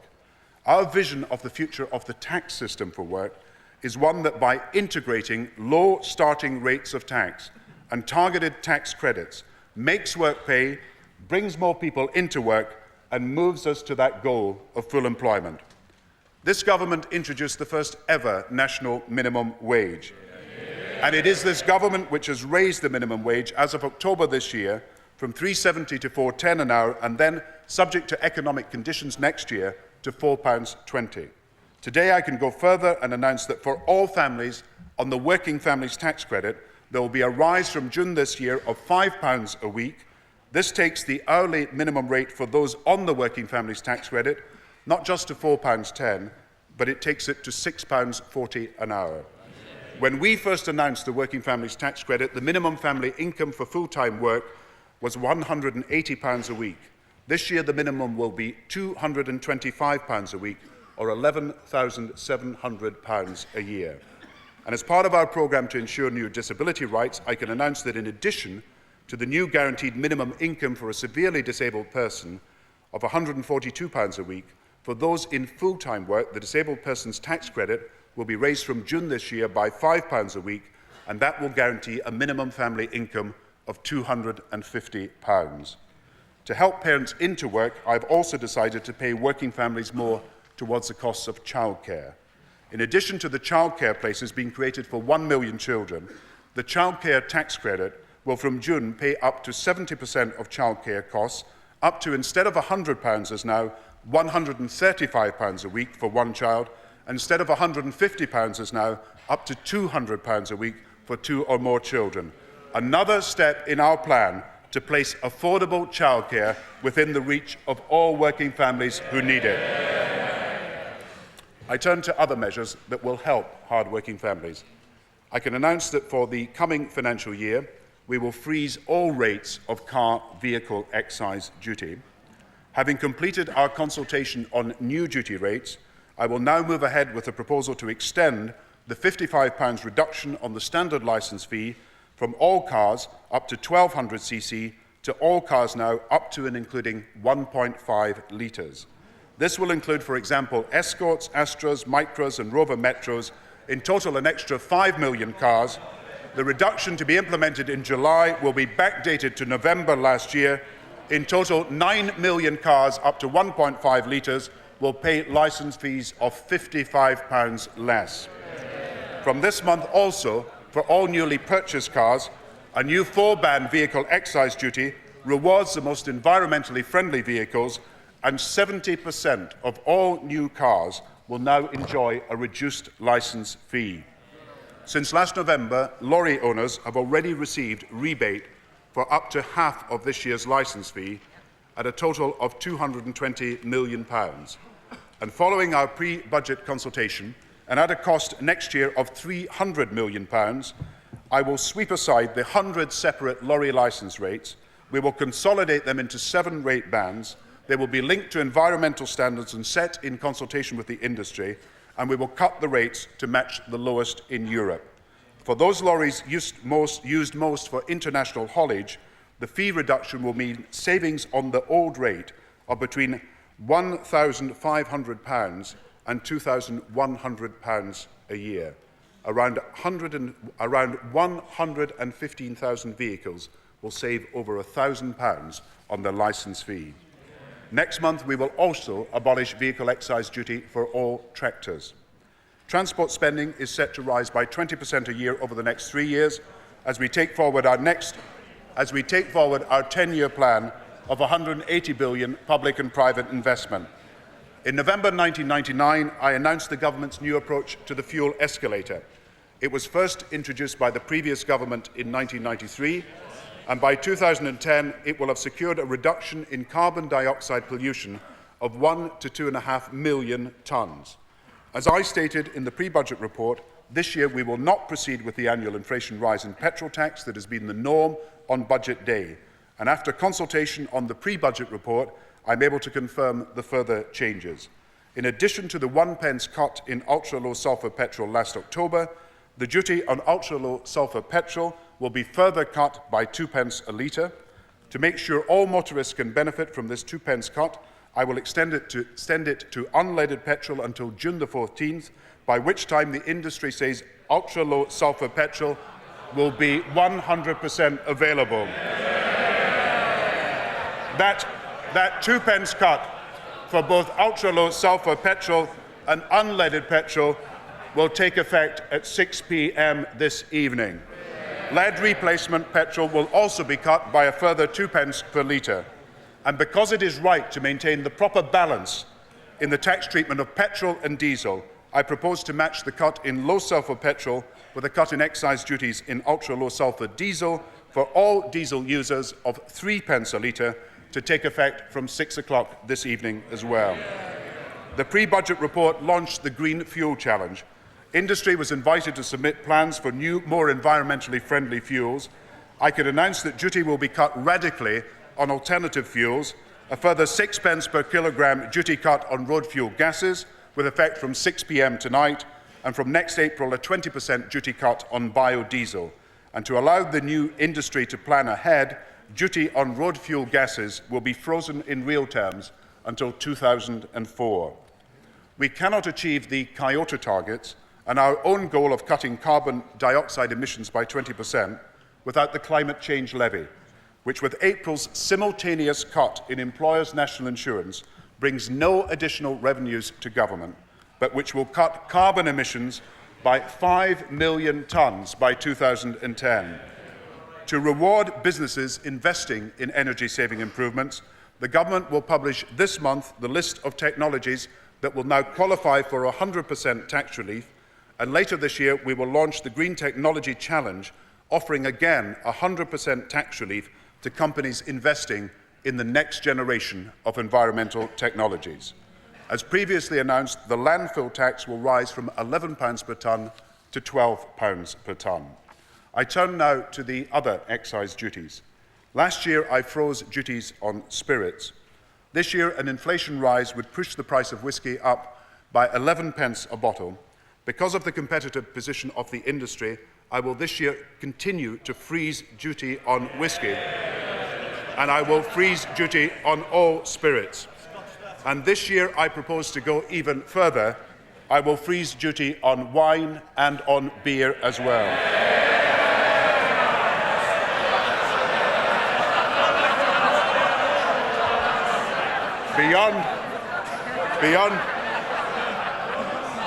Beyond the normal inflation rise of 6%, I will not go ahead with any real terms rise in cigarette taxes. Following our consultation with the betting and gaming industry over the impact of internet trading, I've decided from January the 1st to abolish betting duty. Betting duty has been in existence ever since betting shops were legalised. I have now agreed that the tax on bookmakers' gross profits will be 15%, which the leading bookmakers have agreed not to pass on to their customers. So by January the 1st, no one will have to pay a tax on their bets. For inheritance tax, I propose to raise the allowance so that no tax will be charged on estates up to almost £250,000, a threshold of £242,000. 96% of estates will pay no tax. I now turn to tax and benefit policy for families. A policy that puts families first in the tax and benefit system insists, as the Beveridge Report said in 1942, that nothing should be done to remove from parents the responsibility of maintaining their children, but it is in the national interest to help parents discharge their responsibilities properly. And our vision of the future of the tax system for families with children is to support all families, to give most help at the time when they need it most, and to give more help to the families who need it most, so freed of poverty, every child has the best start in life. And consistent with our support for independent taxation of individual income, our vision for the integration of the tax and benefit system for families is that support should be based on family income, which is the basis of the new integrated child credit. By 1997, support for children had fallen in real terms by 6% since 1979, as child benefit was often frozen. There was no recognition at all of the needs of children in the tax system.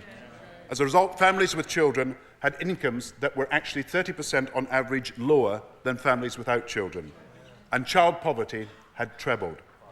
So first, we made radical improvements in child benefit, which is paid to all 7.5 million families with children. Child benefit in 1997 was only £11.05, or £575 a year. From April this year, child benefit will be £15.50, £806 a year. But of course we realise that £15.50 is too small a recognition of family needs for most families, and it is totally wrong if the tax system contains no allowance for the needs and costs of bringing up children. So in addition to child benefit, and on top of it, the new children's tax credit is being introduced on April the 6th. And after consultation, I've decided that the new children's tax credit will be paid not at £8.50 a week or £442 a year, as was originally proposed. It will be paid at £10 a week, £520 a year. For families on average earnings, this is worth more than a 2.5% cut in the basic rate of income tax. With the children's tax credit, 5 million families who received only £11 for the first child in 1997 a week will now receive up to £25.50 a week, an increase from £575 to £1,320 per family. And with this major change in the tax system, financial support for families with children has never been higher. We know also that greatest help should be there when children are youngest, the time when family income tends to fall as family costs rise. And we can do more to help mothers and fathers balance work and family responsibilities. Indeed, we want to make it easier for mothers to make the choice to stay at home after the child is born and for much longer than previously. And I can announce that following the maternity review set up in last year's budget under the leadership of the Secretary for Industry, working with the Ministers for Women, maternity pay, which is £60, will be increased in successive stages to £75 next year and the year after that £100, as big a rise in 2 years as over the previous 40 years. And we will legislate also so that at the same time as the £100 is introduced, the statutory obligation to maternity pay will be raised from 18 weeks to 26 weeks.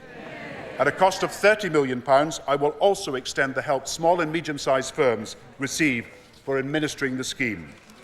Parents who adopt will for the first time receive similar benefits.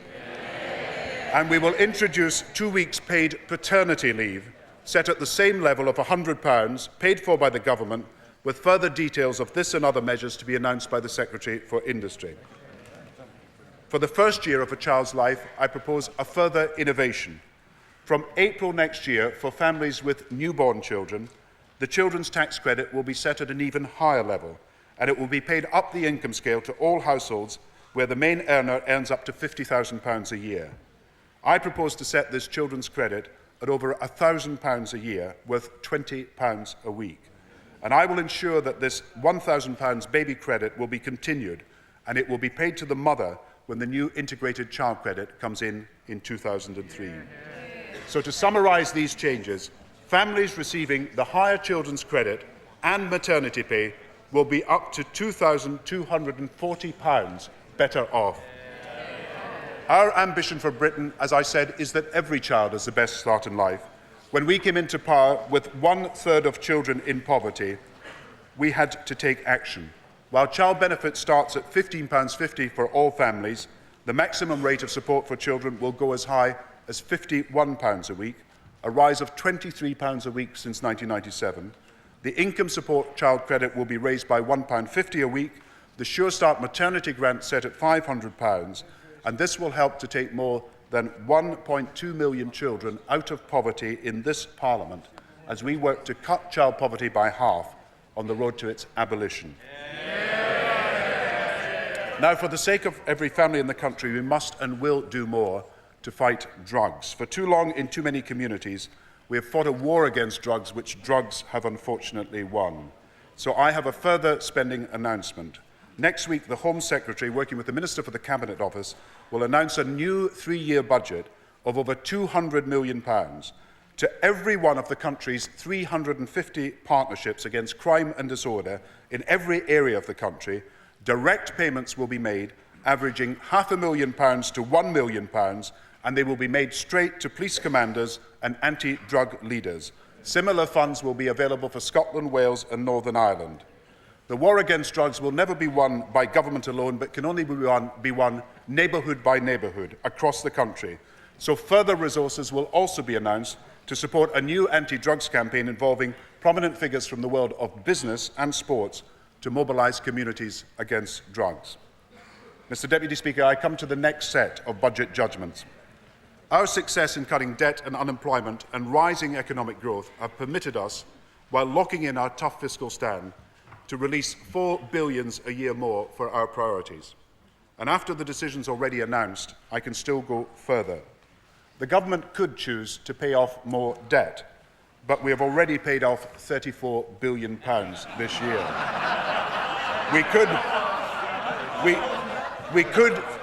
We could choose to repeat the pattern of budgets at this stage of previous parliaments and make tax cuts that are unaffordable in the long term. So it is right to choose the prudent course for Britain. So let me tell the House what the government has decided. For savers, as I announced in November, the government is extending the tax reliefs for individual savings accounts. 9 million new accounts were opened in the first year. £48 billion is now being saved through them. Because of the higher number of ISAs, tax reliefs for savers will by 2006 exceed projected tax relief for PEPs and TESAs by £800 million. Tax incentives for savings will total £3 billion. We wish to see more ISAs, and we want more tax-free savings. So for the next 5 years, up to £7,000 a year of savings can generate income and capital gains that will both be tax-free. And in this budget, I want to do more to cut tax for all savers, including pensioners. For pensioners, we have already announced that from April, we will raise pensions well above inflation, indeed above earnings, by £5 a week for single pensioners, £8 for couples, and next year after that, by £3 and £4.80. We will retain the winter allowance and the free TV licence for the over 75s that we introduced, and we will retain the Christmas bonus. And detailed announcements will be made in this year's uprating statement on social security. Since November, we have been consulting on our new pension credit. It will be introduced in 2003. Pensioner couples with incomes below £200 and single pensioners with incomes below £135 a week, many millions of pensioners in our country, will receive the new pension credit, which will reward rather than penalise the savings. It will rise in line with earnings every year, and in this way it will give recipients more than even the earnings link in the basic state pension would have given them. In this budget, I have decided that from 2003, when the pension credit is introduced, pensioners' tax allowances will also be linked not just to prices, but to earnings. And I will do more on tax for savers, pensioners and working families. To achieve our goal of full employment, I've previously cut the basic rate of income tax, and I've introduced a 10p tax rate. For national insurance, we announced and legislated in 1999 upper and lower earnings limits of £575 a week and £87 a week, respectively, for the coming year, taking 300,000 men and women out of tax altogether, in all amounting to a national insurance cut of £590 million in this coming year. To reward savers, pensioners and hard-working families, my aim now and in the next Parliament is to ensure that more of savers, pensioners and working people's incomes, now taxed at the 22p rate, should be taxed at the lower 10p rate. And I propose to make a start today with a £1 billion a year tax cut. Instead of the first £1,500 of taxable income at 10p rather than 22p, the first £1,880 of taxable income of every taxpayer in the country will be taxed from this year at the lower 10p rate. This is a measure that will benefit 25 million taxpayers. And cutting income tax by extending the 10p ban shows our intention for the next Parliament too, that all those who work hard and save for their retirement will find that more of their income that is taxed at 22p today should be at the lower 10p rate. 7.5 million pensioners will now pay no tax or tax at just the 10p rate, 70% of all pensioners in the country. Taking into account the direct tax and benefit changes and changes coming in this year, households will be on average £240 a year, over £4 a week better off after inflation. With the new children's tax credit now paid from April, the direct tax burden for the average families falls from 21% in 1997 to 18%, the lowest level for 30 years. I said that our long-term goals are full employment, high productivity, strong public services, tackling child poverty and opportunity for all. Now, having made this tax cut for work, for pensioners and savings, and having locked in our fiscal tightening, our economic strength allows us to release over the next 3 years a further £2 billion in total. There is a choice. I've had representations for some, for billions in further tax cuts. But our priority has been and is Britain's public services. So we will not cut investment, but we will raise it. We will increase spending not by 3.4% a year, as we planned by 2003-04, but by 3.7% a year. And let me give the detailed figure for the benefit of the House. To cut spending growth from 3.7% a year to 2.25% a year, as had been proposed, would mean, if started now, annual cuts rising above £16 billion a year by 2003-04. And even if started next April, cuts of £10.1 billion a year by 2003-04. So I have rejected this course for Britain's future. Not only because deep cuts would move us away from our long-term goals and put hospitals and schools at risk, but also because Britain must not repeat the short-termist mistakes of the 1980s. Unfunded, unaffordable tax cuts, higher interest rates, cuts in necessary investment with no fiscal rules. Mr. Deputy Speaker, we will not return to boom and bust. Now, within our cautious fiscal rules, education spending is already set to rise by 5.2% a year, even after inflation. I now propose to increase substantially the sum of current and capital money paid to every school and directly to every teacher to allow them to make their own decisions as head teachers as they meet the nation's education targets. Head teachers of every primary school will receive not £10,000 as planned, but £13,000. The larger primary schools will receive not £50,000, but £63,000. The head teacher of each secondary school will receive for the smaller schools not as planned £57,000, but £68,000, and for the larger schools a payment of not £92,000, but £115,000. And these payments will be made not just for 1 year, but for every year through to 2004. In total, £200 million extra each year for the next 3 years. As a result of our spending review, cash spending on the NHS is rising by 50% over 5 years. Today, we add to that. There is a strong case for extra capital investment in equipment, new scanners, renovating old Nightingale wards, and there is a strong case for money going direct to each hospital trust, and a case also for more primary care money going direct to local GP surgeries. I'm not, however, able to give £100,000 to each of the 200 acute hospital trusts. Instead, from April, for work on Nightingale wards and for new investment, acute hospital trusts will receive, as a result of this budget, every year for the next 3 years, extra money of between £0.5 and £1 million a year direct to the trust. Further announcements, including cash for GP trusts, will follow, as will allocations by the Scottish and Welsh administrations. So I have one final announcement. The Secretary of State for Health wishes to recruit an extra 20,000 more nurses by 2004. Next week, he will announce 3-year allocations from a new £135 million fund for recruitment of frontline staff. And next week also, the Secretary of State for Education will announce his 3-year allocations from a new £200 million fund we are setting up today for retention and for recruitment of extra teachers. In total, over the next 3 years, £1 billion more to our hospitals and £1 billion more to our schools. Money that we could not provide if we made irresponsible tax cuts. Mr. Deputy Speaker, we have made our choice. More investment, not less. Stability, the foundation. Tax cuts we can afford. Schools and hospitals first. I commend this budget to the House. So the Chancellor sits down, having spoken only for 52 minutes, very short speech, and order papers being waved in the House there. For a moment we leave the House. We'll go back for William Hague, Leader of the Opposition's reply, but at the moment they have various measures that have to be put into effect today, the field changes and things, a number of formalities they go through. So a moment just to look at what the Chancellor was saying. Remember the concentration all the time on family and the children. Here are some of the principal measures that came through. First of all, on families,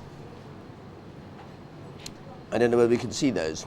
Children's tax credit for parents of newborn children, £20 a week. And maternity pay increased from 18 to 26 weeks, that's from next year. On the family, children's tax credit to be introduced, I'm sorry, we've had that I think at £10 a week. 2 weeks paid paternity leave, that's a new introduction at £100 for the fathers, of course. Childcare tax credit is going to go up from £100 to £135 a week for one child. Disabled persons tax credit to rise by £5 a week from June.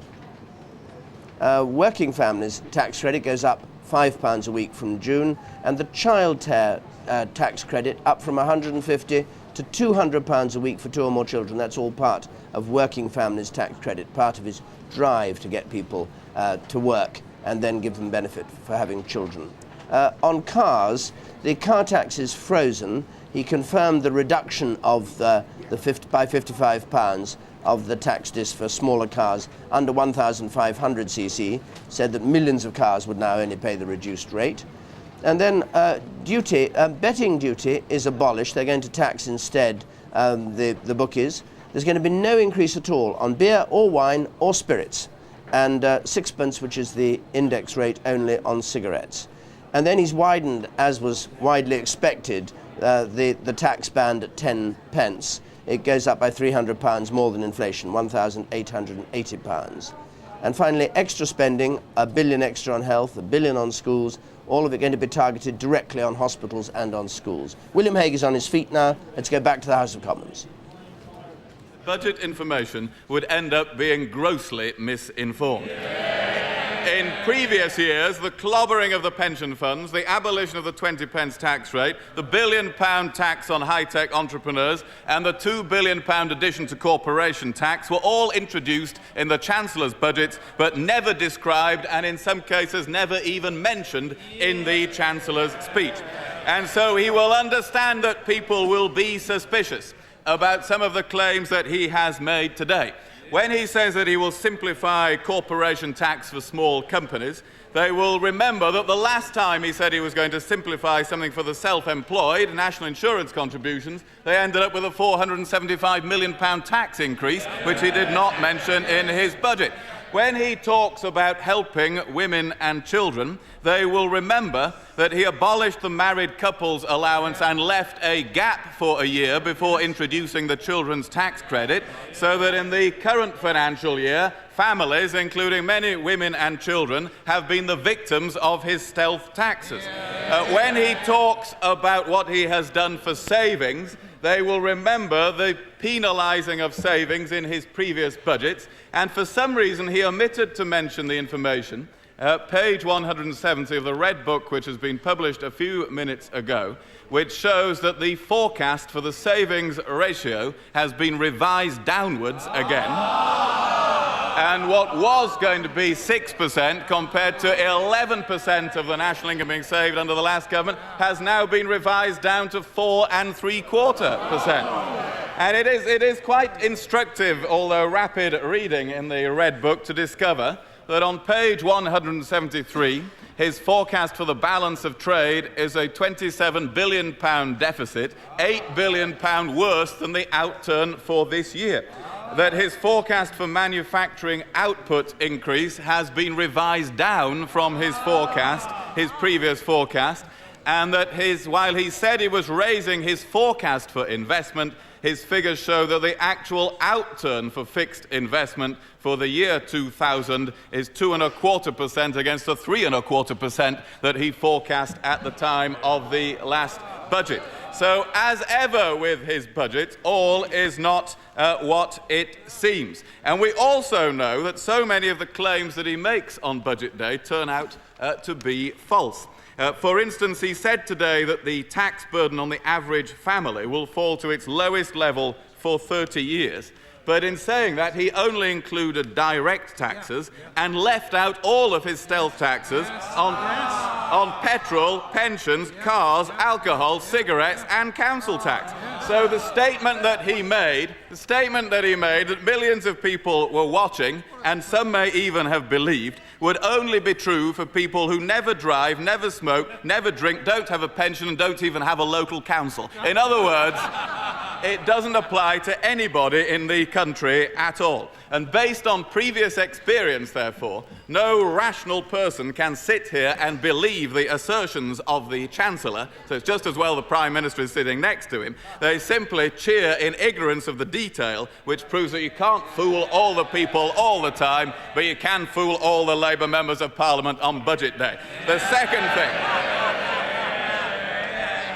second thing we know for sure about the Chancellor's budget today is that every pronouncement he has made is set against the massive increase in taxes which he previously introduced. taxes are £25 billion higher this year than the year when Labour came to office. And we now know that in the 4 previous budgets, the Chancellor has introduced 45 stealth tax increases. Taxes have gone up on marriages, mortgages, pensions, petrol, diesel, cars, homes, medical insurance, savings, small businesses, large businesses, and the self-employed. And so to suddenly turn up today with tax reductions is a cynical election budget. It gives back to people for a limited period only, a tiny part of what the Chancellor has taken from them.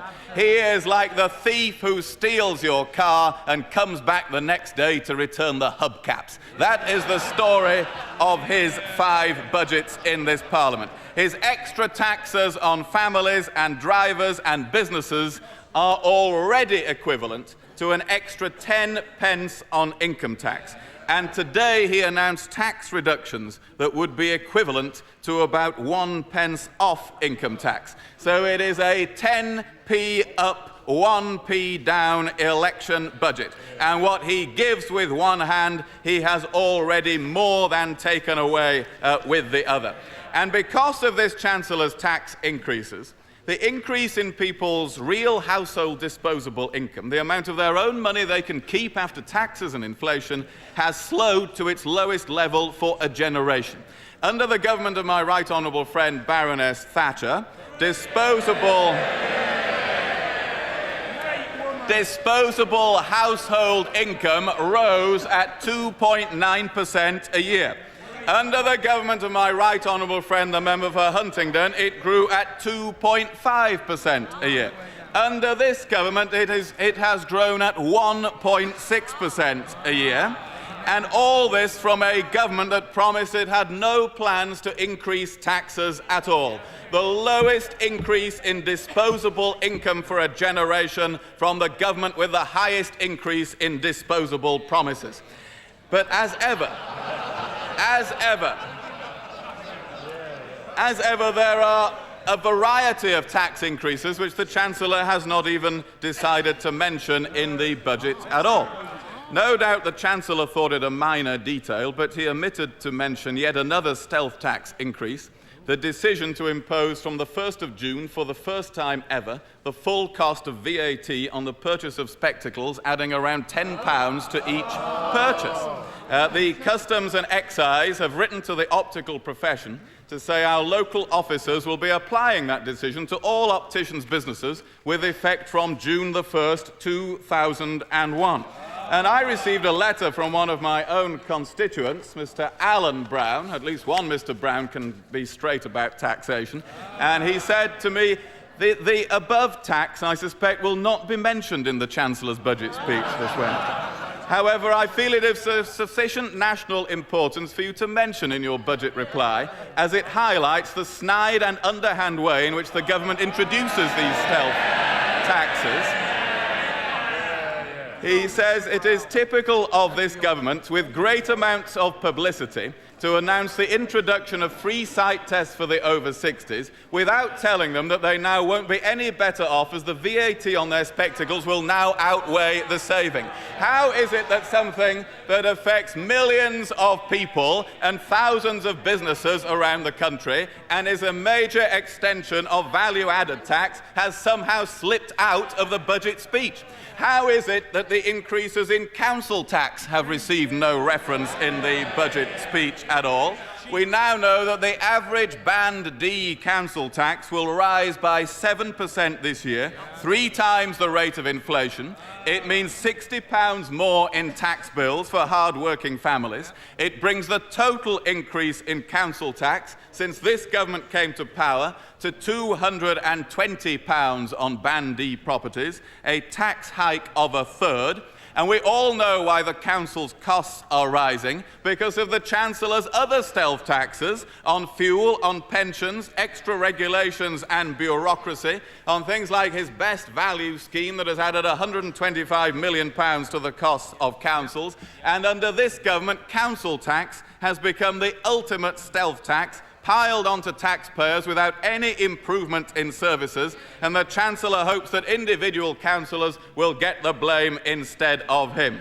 We also heard nothing in the budget speech about the thing that was much vaunted last year in the budget, double taxation relief, by which the Chancellor was going to raise hundreds of millions of pounds. And we know that this must be somewhere in the budget measures, because the pre-budget report said the government would be acting in the 2001 finance bill.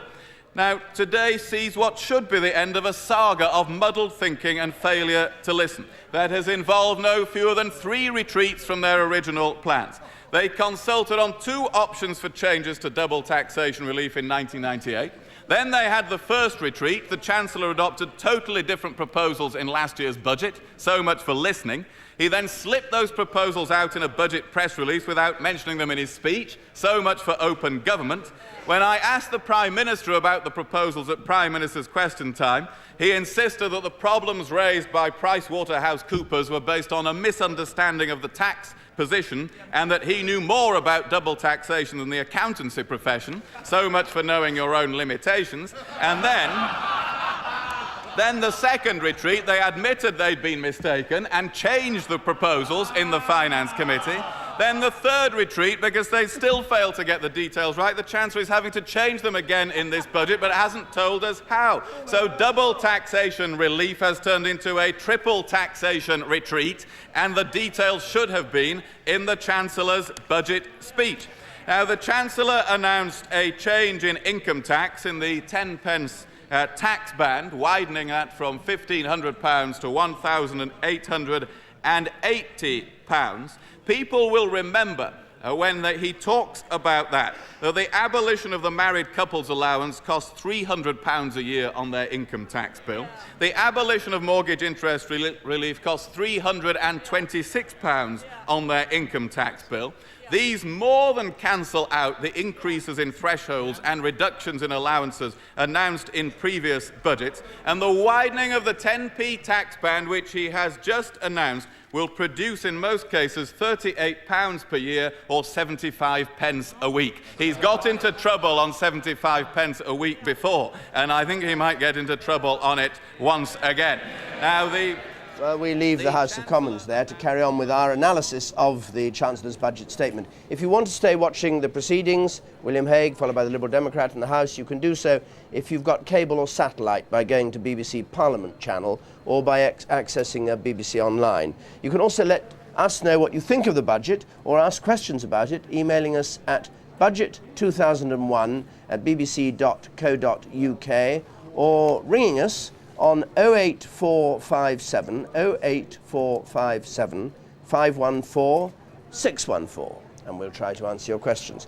But before we discuss here the Chancellor's proposals, let's have a detailed look at the main measures that were in that budget. Here's Peter Snow again. Peter. Well, David, here at this massive Blue Water Centre, our families are studying the details of this intriguing budget with great care, very much in line with Labour's budgets over the last 3 or 4 years.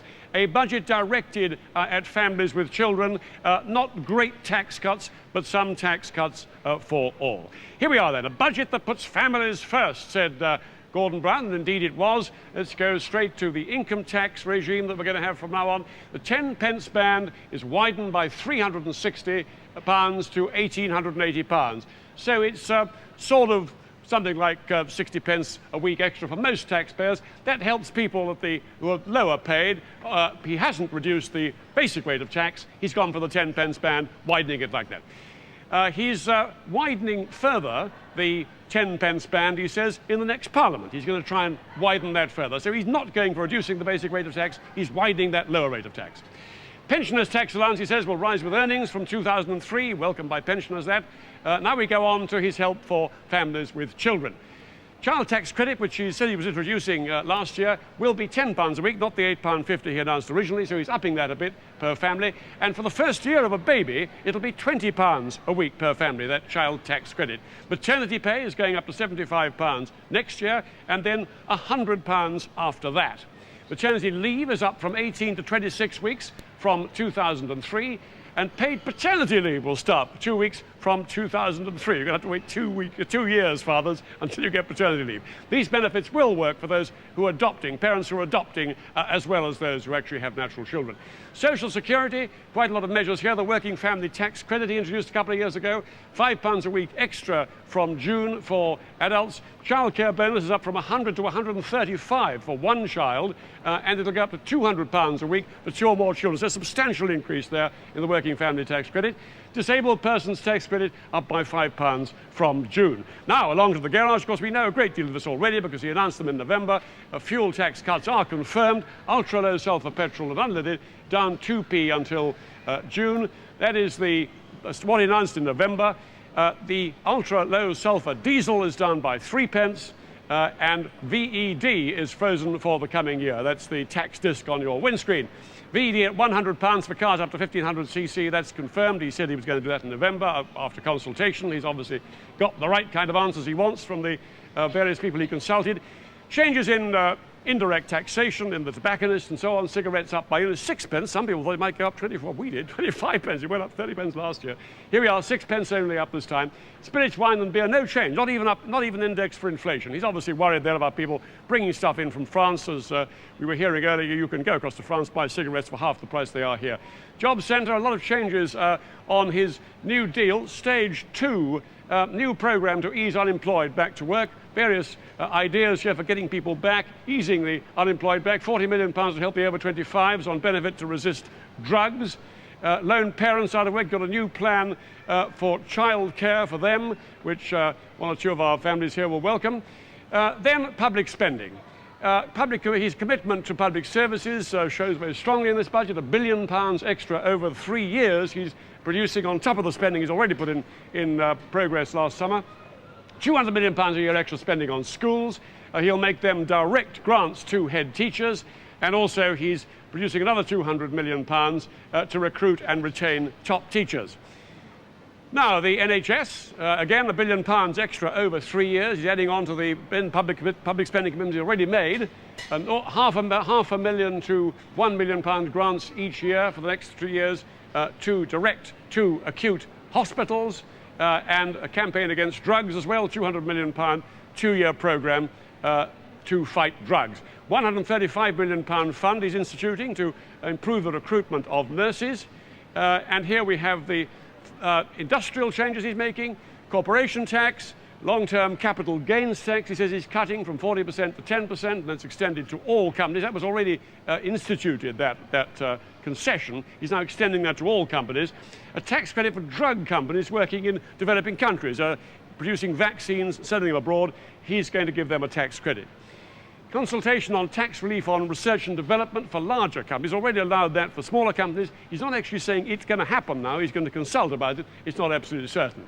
That threshold, that's up now for registration, up to £54,000. Tax relief on intellectual property he's instigating. And here we have the bookmakers. There's going to be an abolition of the betting duty, and he's going instead to put a 15% tax on bookmakers' profits. State agents, he's making a change on stamp duty. He's saying that on house purchase in deprived areas, it'll be abolished altogether, no matter what the price of your house. And VAT on residential conversions is cut to 5%. So that will encourage people to convert houses that are falling apart that are residentially used. £50 to extend filmmakers' tax allowance. Here's our arts centre in Budget Town till 2005. And a bit of magic at the end of it all. He's pulling a few rabbits out of the hat. He's going to have free entry to the museums. He's going to make a special grant for church repairs. He's going to abolish the taxes for tractors. That's something for farmers. Not much else for farmers, the foot-and-mouth disease in this budget. And that's it, David. So there we are, a very busy budget. A short speech, but a busy budget. Lots of stuff in there, but obviously the main headline must be that he's extending the lower rate band, the 10 pence band of tax, by some £360. David. Peter, thank you very much. Well, in that mass of detail, Andrew Dill, now what do you detect this Chancellor as being? Very cautious as the election comes up? Scottish with a vengeance. This is a budget which is really very cautious indeed. He's got a budget surplus as big as we thought he had. He's only spending £4 billion, and £2 billion of that he'd allocated at the time of the pre-budget report. The extra money he's announced on public spending is very small indeed.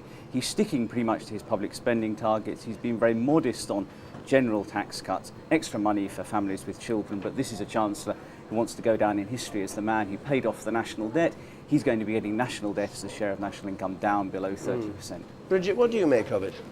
I find that this concentration on the national debt completely bizarre, corresponding with sort of some piffling little giveaways that we've got here. I mean, there's a tiny little bit here, tiny little bit there.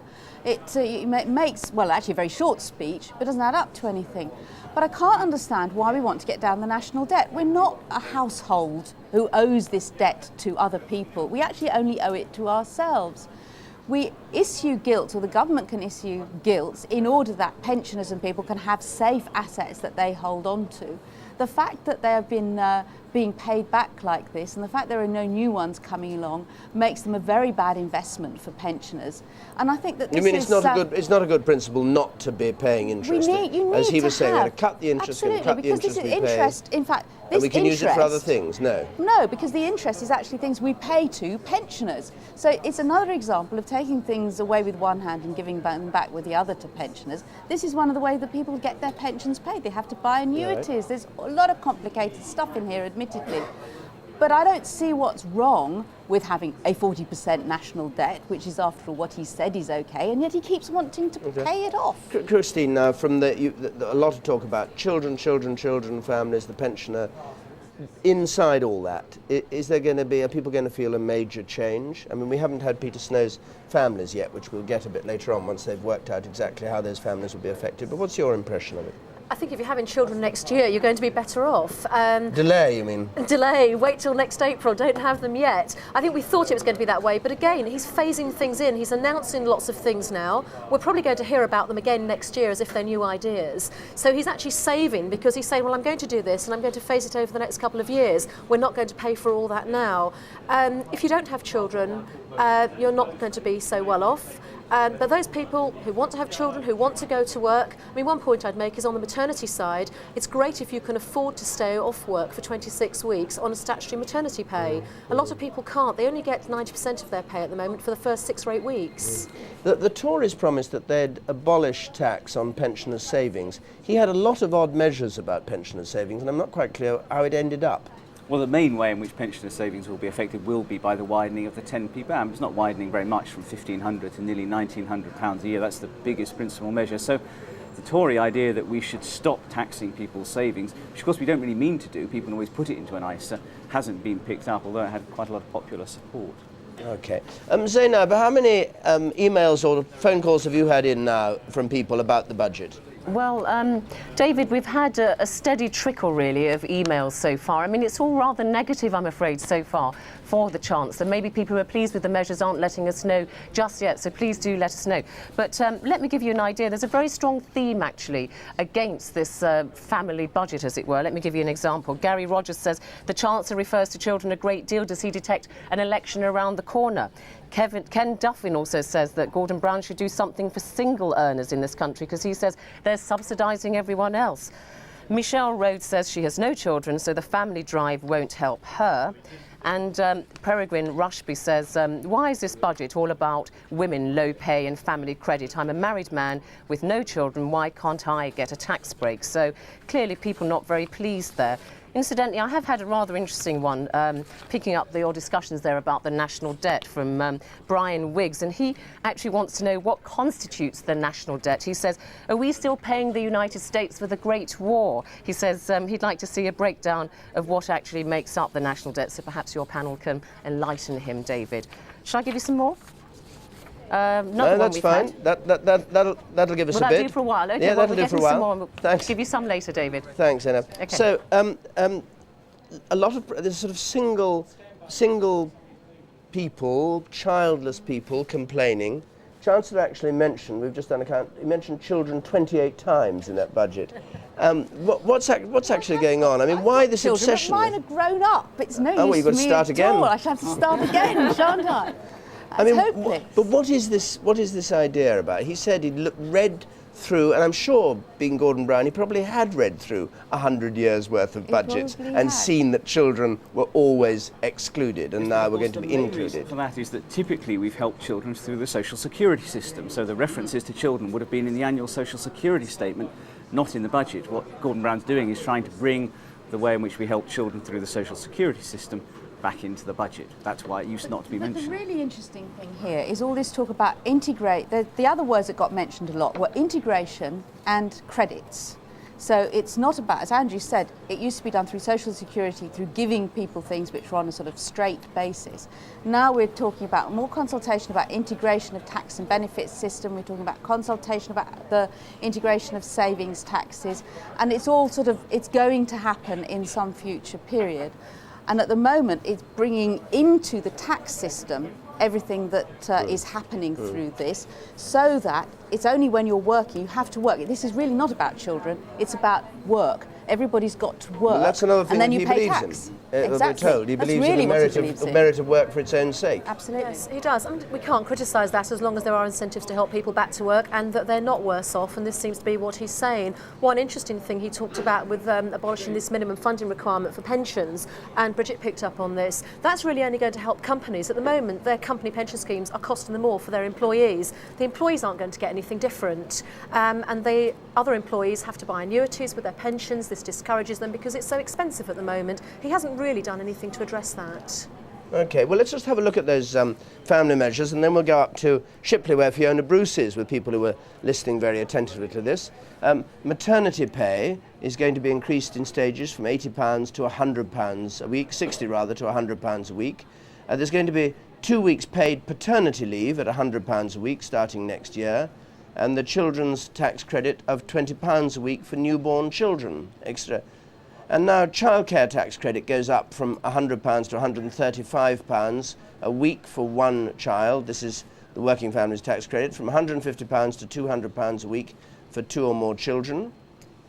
And further details on this, the actual working family's tax credit is going to go up by £5 a week, so people in work will receive, whatever happens, a little bit more, £5 more. As long as they're not above a certain level, of course. And disabled persons get a tax credit also up £5 a week.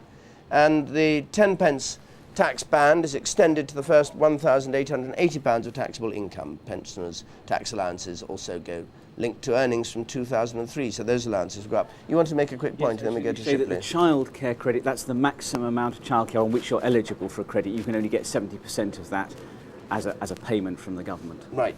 Let's join Fiona Bruce now in Shipley. Fiona. Thanks very much, David. Yes, well, a lot of people, a lot of the women here listening very intently to what Gordon Brown had to say about all the different allowances that will affect women and children. And knew you're a single mother and you work part-time. Did anything Gordon Brown have to say this afternoon appeal to you? The increase in working families tax credit by £5 will help me out, as well as the child tax credit obviously will increase my earnings as well. What about the childcare allowance? What kind of difference is that going to make to you? For me personally, my childcare costs aren't that high, but I understand for a lot of people it will make a difference that they can claim up to a higher amount. And Gordon Brown was also talking about maternity pay and maternity leave and extending maternity leave. I've no idea if you're thinking of having another child, but I mean, would that be something that you would take into consideration now? If I was, yes, hugely, because the financial sort of side of having a child, it's usually expensive, and also the pressures to return to work early after 18 weeks, which isn't good for the child or for yourself. I did, yes. I went back after 18 weeks, and obviously I would have much preferred to have had another month or two with my child. Lisa, you're also a single mum and you're a part-time student. Was there much in it this afternoon for you? Unfortunately not. Gordon Brown started out in his opening speech by saying he was trying to help particularly low-income families, but unfortunately he hasn't done anything specifically for lone parent families other than introduce compulsory those New who aren't Deal. on the working tax families credit? Yes, that's right. For lone parents on benefits, he hasn't actually done anything at all to enable us to help ourselves and our children. Because you're at the moment, you're a student, but you'd like to get back into work, wouldn't you? I would love to, and that's why I would hope to go back to full-time employment, which I obviously can't do at the moment. Right, well, Irene, as a pensioner, I know you were listening intently to what Gordon Brown had to say. Were you pleased with what you heard? Well, every little helps, and I just am pleased for everything he's done. But my gripe has always been the tax on savings. Well, you should be paying a bit less of that. I will be doing from now on, and hopefully I can get out of tax. But I just have to wait until I reckon everything up and get all my details. Now, I know you said to me before that you were saying to your son, don't bother saving because it's a waste of time. Are you still going to say that? Well, I don't know, and he'll please himself anyway. But I have said this. I've felt very badly done to, particularly since my husband died 5 years ago, with only one allowance. I was immediately on to tax, and see, when we were saving up, we were on very low wages. We've saved very hard and worked very hard. And you feel you're being penalised? And then I've been penalised by paying tax on it. Now, obviously, it's a pre-election budget, very likely to be a pre-election budget. Yes. You've always voted Conservative. Yes. Is this going to change the way you vote? No. That hasn't made any difference at all? No, not at all. OK, well, Gordon Brown seems to have fallen on deaf ears, certainly as far as Irene's concerned. David. Fiona, thanks very much. Now, let's just talk about the politics of this, but in the light of the things that sort of will be headlined tomorrow. For instance, on duty, the Chancellor said that he was going to freeze the duty on spirits, on wine, on beer. He was only going to increase the duty on cigarettes by the rate of inflation, no more than that. On betting, he's going to abolish the betting duty. It's going to make betting cheaper. The bookies are pleased because they'll pay tax, but they won't do it abroad. The betting will all come back home, so everybody's happy with that apparently, and they're going to tax bookmakers' gross profits. And on motoring, equally, well, this was all stuff that we knew before, the confirmation of these cuts in fuel duty and tax disc that he already talked about, tuppence a litre off unleaded fuel, threepence a litre off diesel, freezing the cost of the car tax disc, reducing the rate for the smaller cars. That goes now to 1,500, 1,000, 1.5 litre cars, which is large numbers of cars, will pay a reduced tax disc.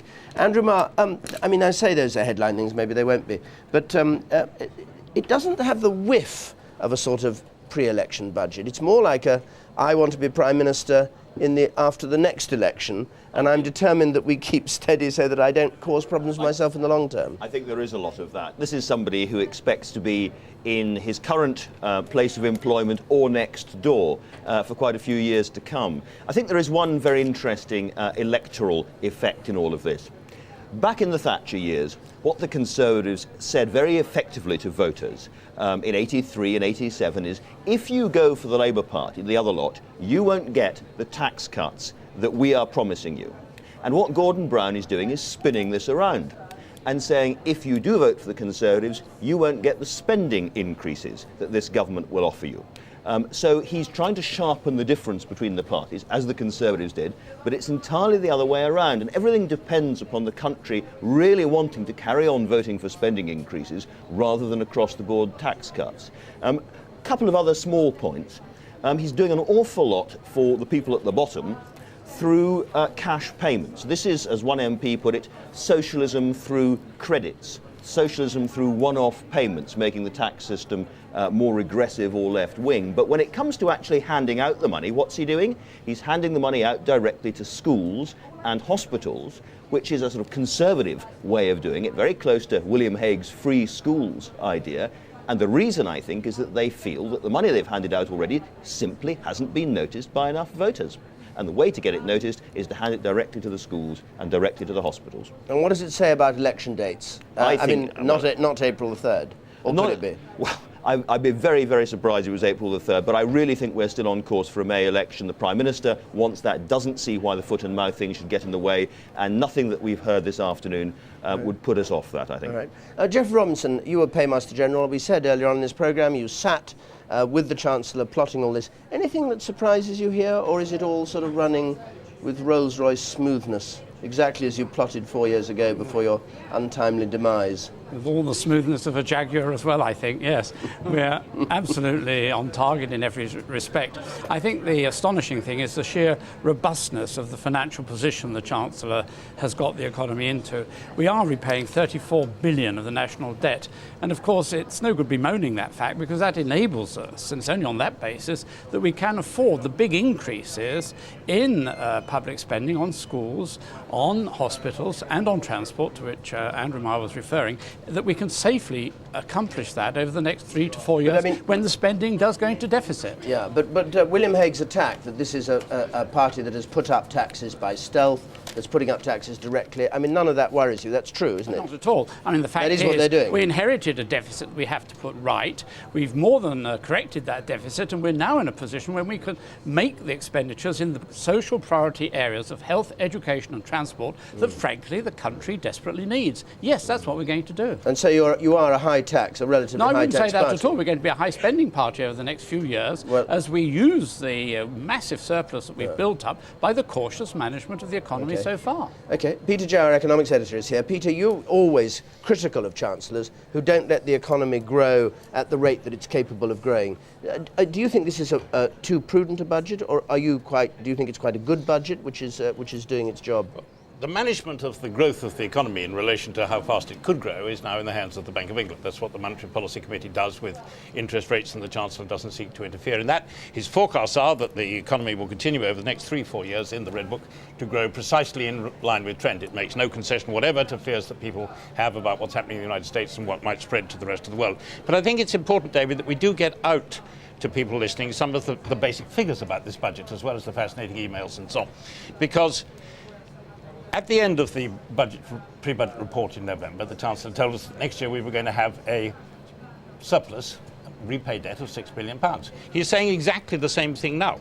The £4 billion that he has, quote, given away today, or confirmed that he was going to give away, because £2 billion of it, as Andrew was saying, he'd already said that he was going to give away, is entirely financed by changes in the forecast, revisions to what he said in November. In other words, he's found he had £4 billion more than he thought he had, and now he's got rid of that. And that is exactly the same over each of the next 4 years, with the exception of a tiny difference of £1 billion in the year 2005-2006. And that's what he means when he keeps saying he's locking in stability. And I think it's important to understand the historic nature of the claim that he is making. It may or may not be true, namely that he has finally proved, after 70 years, if you like, going back to Ramsay MacDonald and so on, that you can have a Labour government which is both economically competent and delivers Labour objectives of more money for poor people, more money for health, more money for schools, more money for child poverty.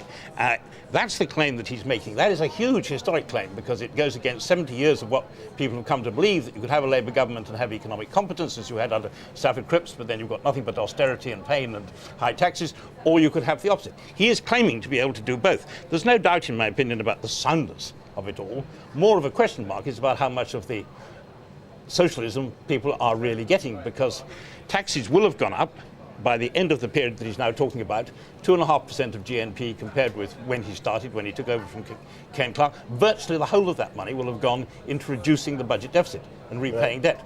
The actual increase in public spending comes about from now because there was such tight control in the first 3 years that it's been able to recover a bit. Okay, so you approve of all that?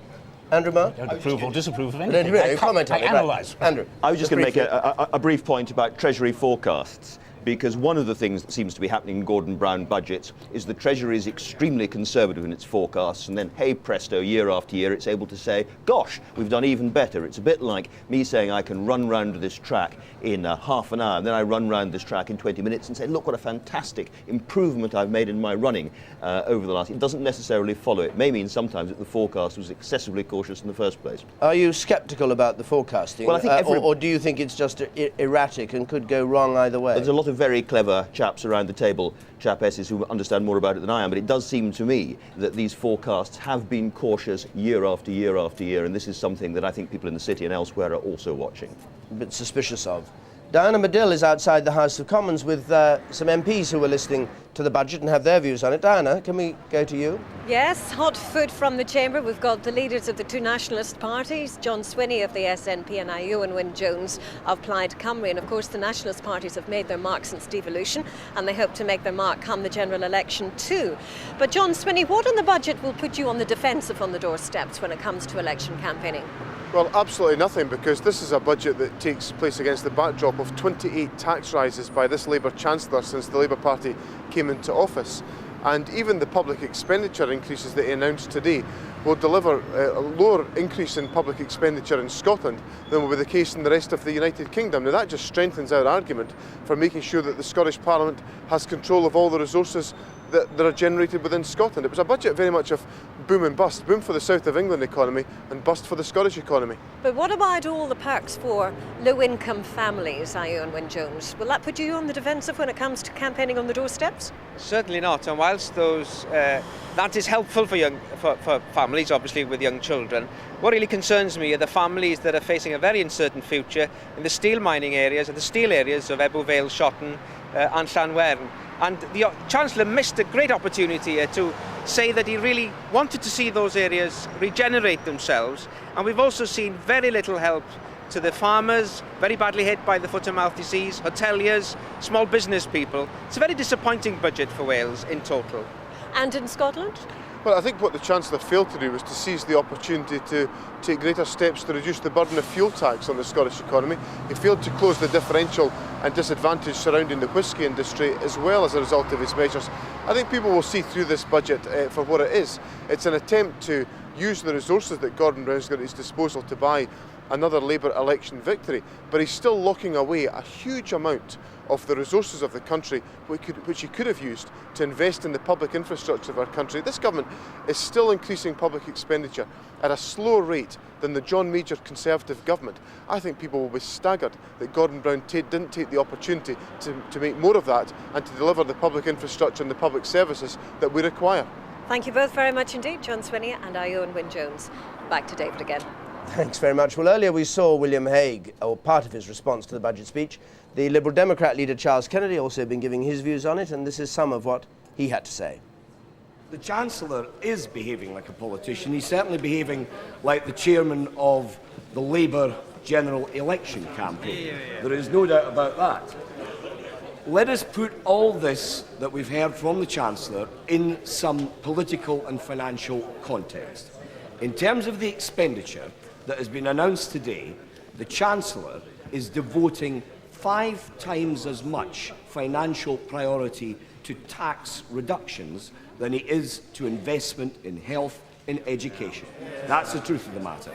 And that comes on the back of a 4-year Parliament with a colossal parliamentary majority where for the first half of that Parliament he stuck to Conservative spending plans which his predecessor was just saying on air in an interview the other day that he would not have stuck to. And as a result of that, we have had persistent underfunding in vital public services. So before the Chancellor blows his own trumpet to such a huge extent in the course of this afternoon, let us remember that that is the truth of the matter, and that is the context against which this pre-election budget has to be judged. Let's also look at a few facts, shall we? Secondary school class sizes are at their highest since 1979. The number of people waiting to see a hospital consultant is higher now than when this government came to office. Police numbers down by 3,000, violent crime up. Public transport effectively immobilised in so many areas. And last year we saw, and this is a terrible reflection on our modern society, last year we saw a record number of winter deaths amongst pensioners in this country. Now those are the facts, and that's the context, and that's the backdrop against which the reality of this budget and the looming general election should be judged. Now there are Charles Kennedy on his feet in the House of Commons. Now just a reminder, in case you've just come in, of some of the measures that were announced by the Chancellor Gordon Brown in this last budget, presumably before a general election. And this is how he tried to appeal to us, if appeal to us is what he was trying to do. He announced that betting duty would be abolished. He announced no increase at all on duty on beer or wine or spirits, and the duty on cigarettes would only go up by the rate of inflation, no more, just 6 pence on an average pack. And on motoring, he assuaged the wrath of the car lobby and the lorry lobby by confirming a reduction in tax discs for smaller cars under 1,500 cc, and by changes on duty, tuppence down, which are coming in tonight. And then he announced spending changes spread out in all sorts of details. £1 billion extra on health spread over 3 years, £1 billion extra on schools over 3 years. Interestingly, those going to specific schools and specific hospitals rather than to the normal sort of rather bureaucratic route, trying to get it moving fast. And then for mothers, maternity pay up from £60 to £100 a week in stages, and maternity leave increased from 18 to 26 weeks, half a year maternity leave, and also paternity leave of just 2 weeks paid at £100, and a tax credit for children to be introduced at £10 a week.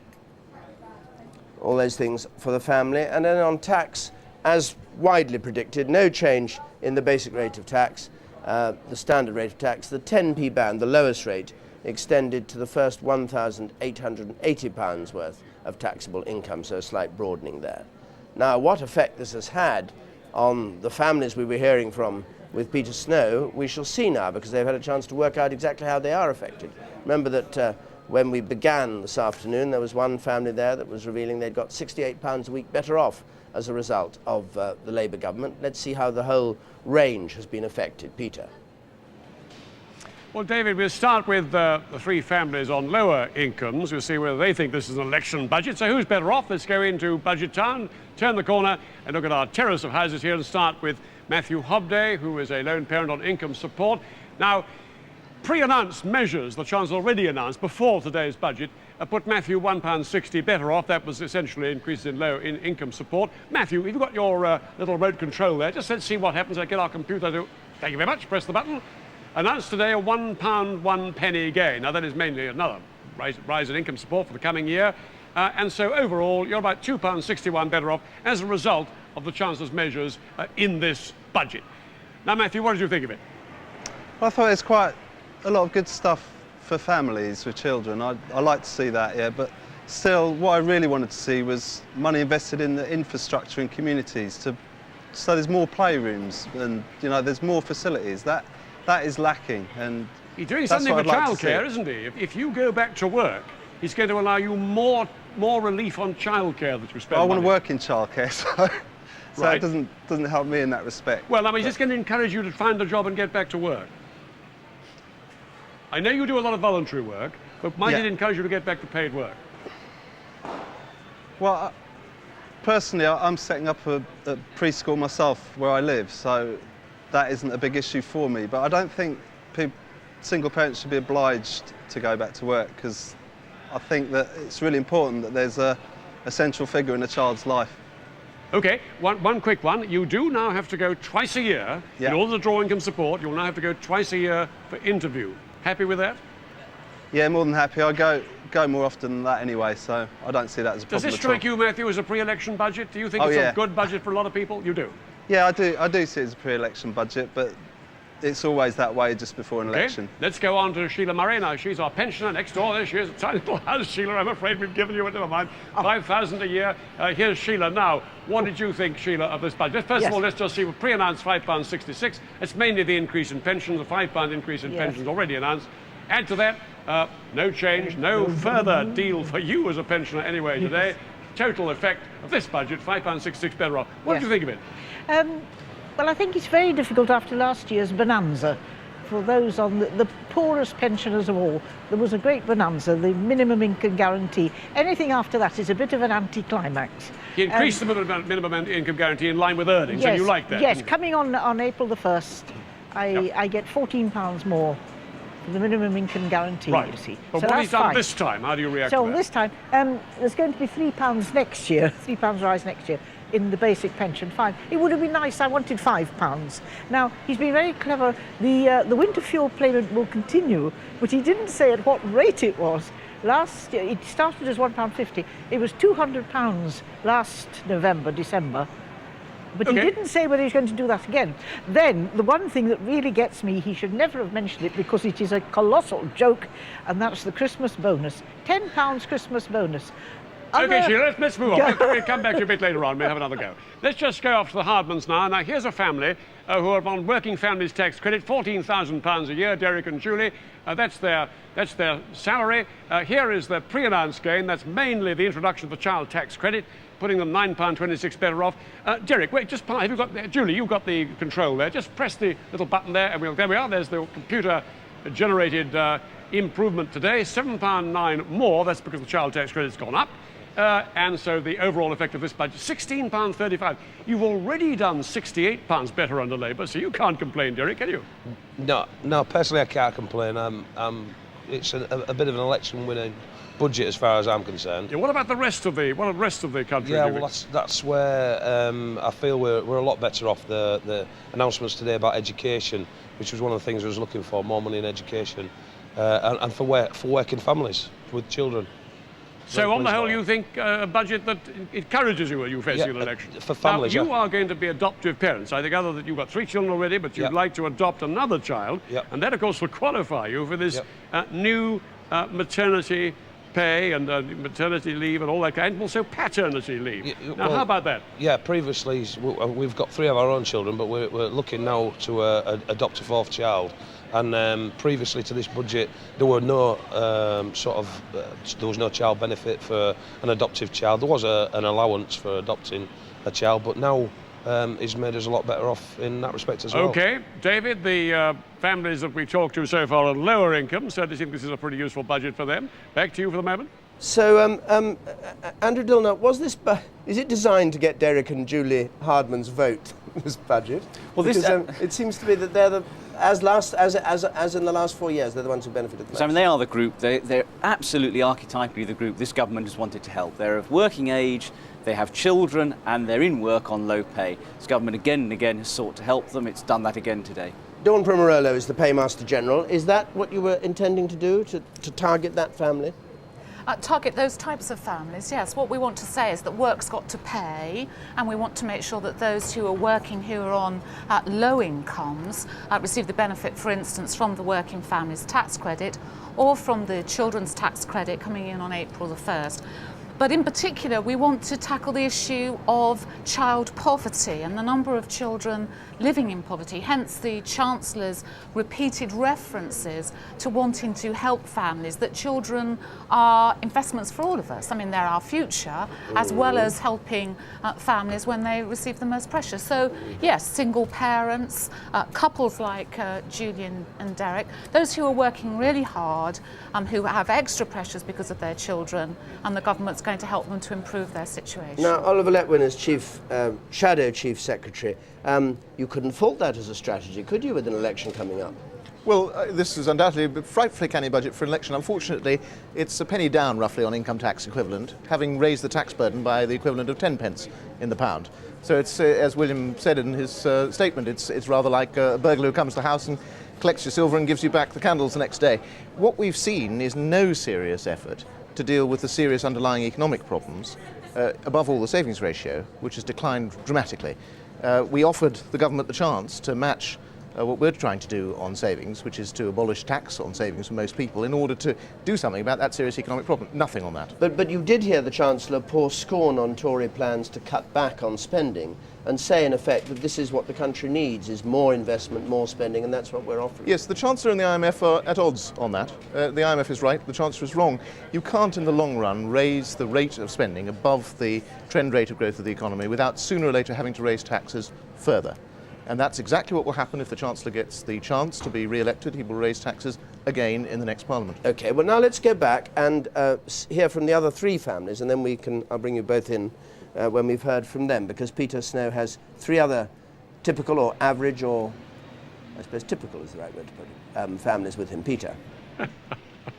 Right, David, we're looking at 3 families now on slightly higher incomes. So we're moving along the street now. We're looking at the Burrells on £32,000 a year. Right, Errol and Manola. £12.89 was your pre-announced gain before we knew what he was doing today. Today we've got £4.13 extra, just to give your remote control so we see how much you're better off. Thank you very much. £17.02 overall. Now, mainly this is the child tax credit, and of course also the widening of that lower rate tax band. Errol, how do you like this budget? I liked it a lot. In a sense, it was a pre-election budget, but I don't think it was irresponsible. I thought it was very business-like. I thought he has a lot of money to play with, and I don't think he went all out for a budget, pre-election budget campaign. Manila, what did you think of it? I'm pleased with the way that things have gone. I'm glad that they've addressed the issues that I brought up before with regards to retraining in industry. I'm glad that's now being addressed, and hopefully we'll see more for that in the future. I mean, you were talking a lot about retraining, you're concerned about industry, you're both in business. Do you think he's doing enough to get industry going again? No, I don't think they're doing enough, but at least they have... What would you like to have seen? Well, for a start, he could have done a windfall tax on the oil companies, and that was... I don't know why he ignored that, but that money could have been redirected into into retraining. Let's move on up the street now to another family looking a bit better off. Here we have the Olivers, Jason and Teresa, on £45,000 a year. They are already going to do £10.80 better off as a result of this budget. And now, if you'd like to press your little remote control there, Jason, thank you very much. £1.2 gain, that's mainly widening the lower rate tax band. Doesn't do much for you, but does something for you, about £1 a week. And the overall effect of that, you're £11.82 better off. What do you think of that? Yeah, it's good that we've got more money in our pockets to spend. So I think it's been a budget that's done that for everyone, really, across the board. I think it is very much a pre-election budget. Why do you say that? Well, it's really giving back in many ways what we've been taxed in the last 3 or 4 years heavily, and he's giving that back to us now, which is a bit of a sweetener. You're not getting much back, are you? Only about £1. Well, Teresa, what do you think of that? Yeah, I mean, obviously, of course, we're going to be better off. It's going to benefit us, and I think from recently having a child, the maternity allowance going up, and also the time that you can have off work is a good step, really. Good. OK, let's move on up the street now to our last house. Here's our best-off family in the street, and it's Russell and June Luckock on £100,000 a year. Now, in pre-announced measures, you get £5.80 better off. That's essentially because it's reducing the fuel tax. Announced today £1.59. We'd just like to press your little button there, June, so we can see what the overall effect is. Thank you very much. £7.39 better off. Russell. No, disappointing budget, I think, especially for industry. Disappointed he's done nothing about the annuity laws. Disappointed he hasn't been more specific about doing something for farmers. So far as manufacturing and producing is concerned, not a good news budget. Tax disc for tractors abolished altogether. June, what do you think about it? I don't think it's enough. 150 million agri compensation. I mean, that won't go very far, will it? Farming families with children will benefit just like everybody else will benefit this time. Okay. But to actually get themselves going in business again. Okay. Thank you all very much indeed. David. Well, so everybody, Christine, is up compared with where they were last year on the basis of this budget. I mean, last year our families, 3 of them were in positive territory and 3 were losing. Now everybody is winning, everybody is getting something, and I think that just highlights how much of a pre-election budget it is. OK, Malcolm Bruce, as a Liberal Democrat, chairman of the Liberal Democrats, former Treasury spokesman, an impeccable budget for winning votes, is this in your view? No, because I think Labour were elected and people expected investment in expanding and improving the public services, more doctors, more teachers, more nurses. In fact, there is no extra spending announced in this budget at all, just a carryover of underspend, and the extra spending that has been announced, that carryover, is 6 times the tax cuts. So it may be a pre-election budget, but it's bad news for the public services that actually need the investment. Do you agree with that, Andrew? Yes, it is the case that much more has been allocated to reducing taxes than increasing spending. The spending increases are less than £1 billion a year out of total public spending of £400 billion. So it's a very small extra increase in spending, which is dwarfed by the still relatively small reductions in tax. So you think all the faff on public spending is faff, really? It's not. It doesn't amount to enough. We've had years of underinvestment in our public services, and we need years of consistent, not boom and bust, but sustained investment. That's what people wanted. It's what the Liberal Democrats are committed to.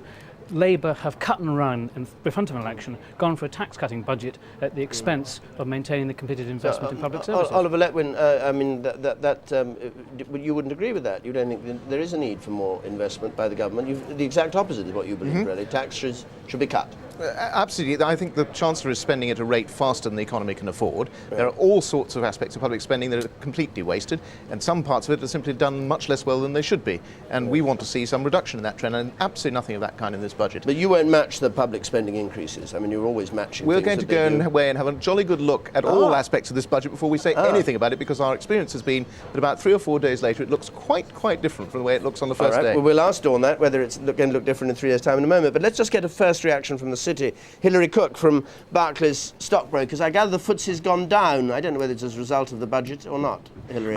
I'm afraid I don't really think it is because of the budget, but it's all about what's happening in Wall Street. And I mean, certainly some relief from the budget that it doesn't look like it's ruled out the scope for further interest rate cuts, and that should give the heart to the equity market. But the main impact from the budget on the stock market was on the full acceptance of the miners' report and the abolition of the minimum funding requirement, and that has hit the gilt market, but not really the equity market. So overall, what's the reaction to it? Well, I think interestingly, higher spending than perhaps forecast, but a higher growth forecast than had been expected, and that won't be achieved if the US goes into recession. If the US does go into recession, then spending your way out of it is a very good way, rather than cutting taxes, so he's hedging his bets quite well that way. What do you think will happen on interest rates? Oh, they're coming down.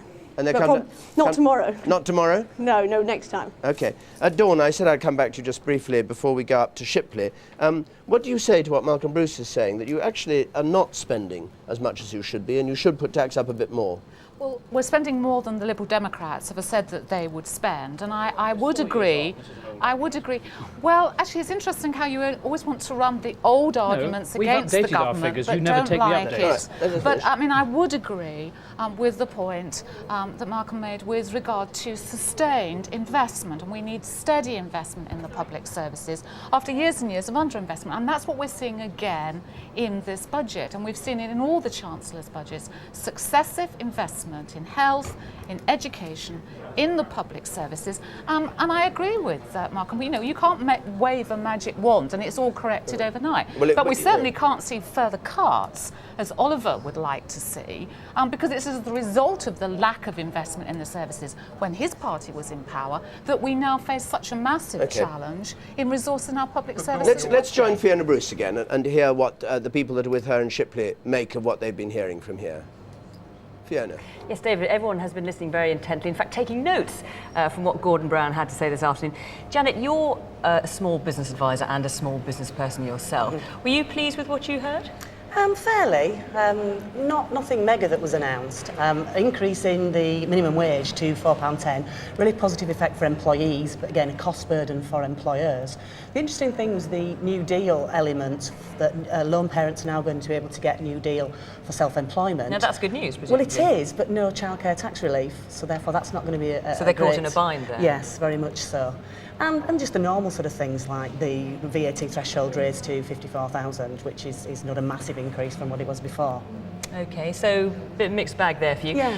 Chris, you're a haulier. Now, I know obviously you were absolutely hanging on every word Gordon Brown had to say. He didn't say what you wanted him to say, which is that he was going to further reduce duty on petrol. Was there anything in there that did please you? The VED, the vehicle excise duty, that's a step in the right direction. But may I point out that in January 97 we were paying 49.85 pence for a litre of diesel. In January 2001 we're now paying 64.95 pence a litre. So that's according to your calculation? There's bills here to prove it.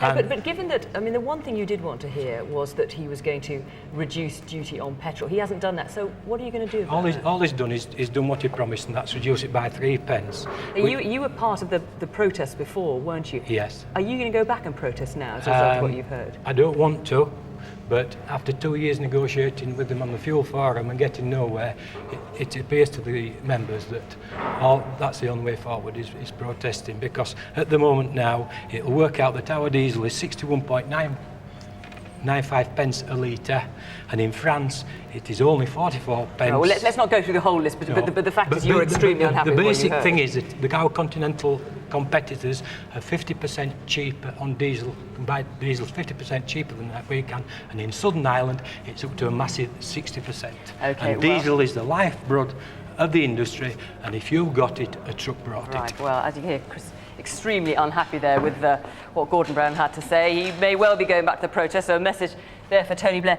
But you're a teacher, and I know you've had a lot of money from the government, Excellence in Cities grants, That's that kind of thing. There's more money going to head teachers now. You happy with that? I'm very, very happy. I mean, the thing is, education is a priority, still is a priority for this government, and the money's coming direct to schools. Some of the things that we'll be able to do are video conferencing, as we've been doing this year with people in the Barrier Reef and with NASA, and some of the innovative things that we've been able to do this year will be able to continue. I still think the government need to look at the 10,000 vacancies, permanent vacancies in the country. There are certain subject areas that need to be filled. They need to have a long-term strategy and get people back into teaching. Okay, Laura, you're a nurse. Yes. What did you make of it all? Well, there were no surprises in there for me. I thought it was a very positive announcement. Health clearly continues to be a key priority for investment. The Chancellor mentioned the 50% increase in investment in NHS over the next 4 to 5 years, which is really a re-announcement of from last year. I didn't catch that there will be any additional funding other than that. So you were pleased with what you heard, but you're not sure if there's any new money? Yes, and the targets that were mentioned around facilities in acute trusts, GP surgeries and 20,000 more nurses by 2004 are targets that we're already working towards through the NHS plan and the National Nursing Strategy, so they're not new and we're on with those. Okay, Laura, well, pretty mixed reception there, as you heard. David. Fiona, thanks very much. Zainab, have you had any more queries, questions, complaints and plaudits? All of those, David. In fact, they've been flooding in, and we're doing our best to sift through all of them. Let me just give you some phone calls. Interesting enough, Rebecca Carter, picking up a point that the small businesswoman in Shipley there just made, says that the budget doesn't recognise the value of parents looking after children, says there's no investment in childcare. But it's not all doom and gloom for Gordon Brown. 2 or 3 positive ones, on the whole a bit pessimistic, but this one, Mrs. Law phoned in to say, excellent budget, children are our future, anything spent on them is a good thing.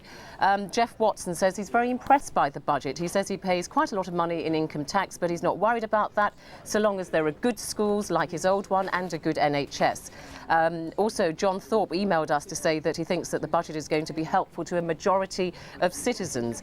Now, David Cole, though, saying that this government has done absolutely nothing to help students, a hard-pressed student there. We've had quite a few emails, actually, from students saying that they want to see student fees abolished. Adam Ramsey saying that things are too complicated for small businesses, that the tax and benefit system should be simplified for them. Jez Randall, interesting enough, saying that on transport, that the Chancellor has done nothing for people on motorcycles. Now, quite a lot, I could go on for ages, but I know we haven't got the time. But I just want to say to people that if they want to find out whether they're better off or worse off under this budget, then they can find out from our Ready Reckoner at our budget website, which is www.bbc.co.uk/budget2001, and that will do all the sums for you. So we'll do the work if you visit our website. Okay, Zainab, thank you very much. So, as long as you have the patience, like filling in your income tax form to find out. At least you don't have to pay at the end. Yes. Andrew, what do you make of the points that were made there about things being too complicated for small businesses? Well, it certainly has. Small businessmen perennially find things quite complicated. There just are a lot of forms they have to fill in. The government has introduced a whole range of new schemes that have, in some cases, made things more complicated. There are some proposals in the budget today to simplify the VAT regime for them, but I think that's a complaint that will go on coming. The working families tax credit is so complicated to fill in that a lot of people, according to the Financial Times, aren't filling it in. Well, not going to pick it up. Yes, and there's always a problem. It's a very long form. I mean, this is a form if you're a pensioner, you want to get minimum income guarantee is 40 pages. And it asks you whether or not you're pregnant. Pages and pages. They're cutting it down to 30 pages. It asks you whether you or your partner is pregnant, but you don't have to be 2 pensioners. You can be a pensioner married to a 17-year-old. Bridget, I think the interesting thing about what we're hearing from the families and the people in Shipley and so on is when it comes, I mean, obviously there is a little bit in this budget for everybody in terms of direct tax and so on. Yeah. It's when you get to the work part of it. And when we've said this Chancellor is terribly keen on us all working, but in order for us to work, there have to be some jobs. And it's when we get into the industry side of things that people get rather more unhappy. We heard from the haulier, for example. We've heard from the small businesses, unhappy about form filling, unhappy about the way in which they can get the jobs out there for people to be able to pay tax. Okay. Let's just go to Peter Snow, because he's got his typical characters, not the families, but typical characters and how they're affected. Peter. A quick identikit look, David, at target voters for each of the three parties after this budget. Let's start with Labour. Here comes Laura Labour. She's going to be low paid. That's the target there for Labour. Obviously pregnant, all sorts of maternity grants coming up. She uses childcare, do well on childcare with all these various new grants. Long-term investor and a gambler, of course, betting tax abolished. It's all right for her. So what about the target? What about the target for the Tories? Here's Terry Tory, married with children, of course, big tax relief for people married with children and partner at home. He is also has a child under 5 because they're going to increased child tax credits for them. A live-in granny of 75. The Tories are producing a plan for huge pensions for people over 75. A big investor because they're going to cut spending tax more than anybody else, they say, the saving tax more than anybody else, and a frequent driver because the Tories are promising to trump whatever Gordon Brown does about petrol tax. Here's Lucy Lib Dem, low paid, they're abolishing the low rate of tax. A nurse because they've got a lot to do about recruiting nurses. Aid worker, they're going to improve foreign aid. Lucy Lib Dem's also got a small car because VED is going down. Now there's children at university because the tuition fees are abolished under the Lib Dems, and bad eyes and teeth because the Lib Dems are actually going to do free dental and eye care. David, back to you. Thank you very much. What did you make head or tail of that? Well, I thought, I have to say, a terrible slur that Liberal Democrats have bad teeth. It was the main thing I picked out of that. It's very interesting. You play the game asking yourself what kind of ideal family, because all chancellors have somebody ideal in their mind that they're really addressing. Do they? I think there's a sort of perfect family. Sarah Macaulay? Well, Sarah Macaulay doesn't have children yet, and there's a bit of bad news possibly for Sarah there. 2 years, he said, before these things cut in. So on the basis of this, you've got to go on well with your bank manager, but then you go home and you drink a lot, clearly, because the duties are down on that, and you procreate vigorously, or as the Chief Secretary of the Treasury has just said, what we call investing in the future under New Labour. It used to be called sex. And Andrew, just briefly, has he done enough to get Labour voters out? I think cumulatively they've done a lot. Okay. Not just this, but the minimum wage and the unions trying to get postal votes out. They're certainly very, very concerned about that problem. Okay, well, we only have a few seconds left. Just time to thank you all very much for coming and taking part. More will be revealed, no doubt, as the weeks pass. Good afternoon.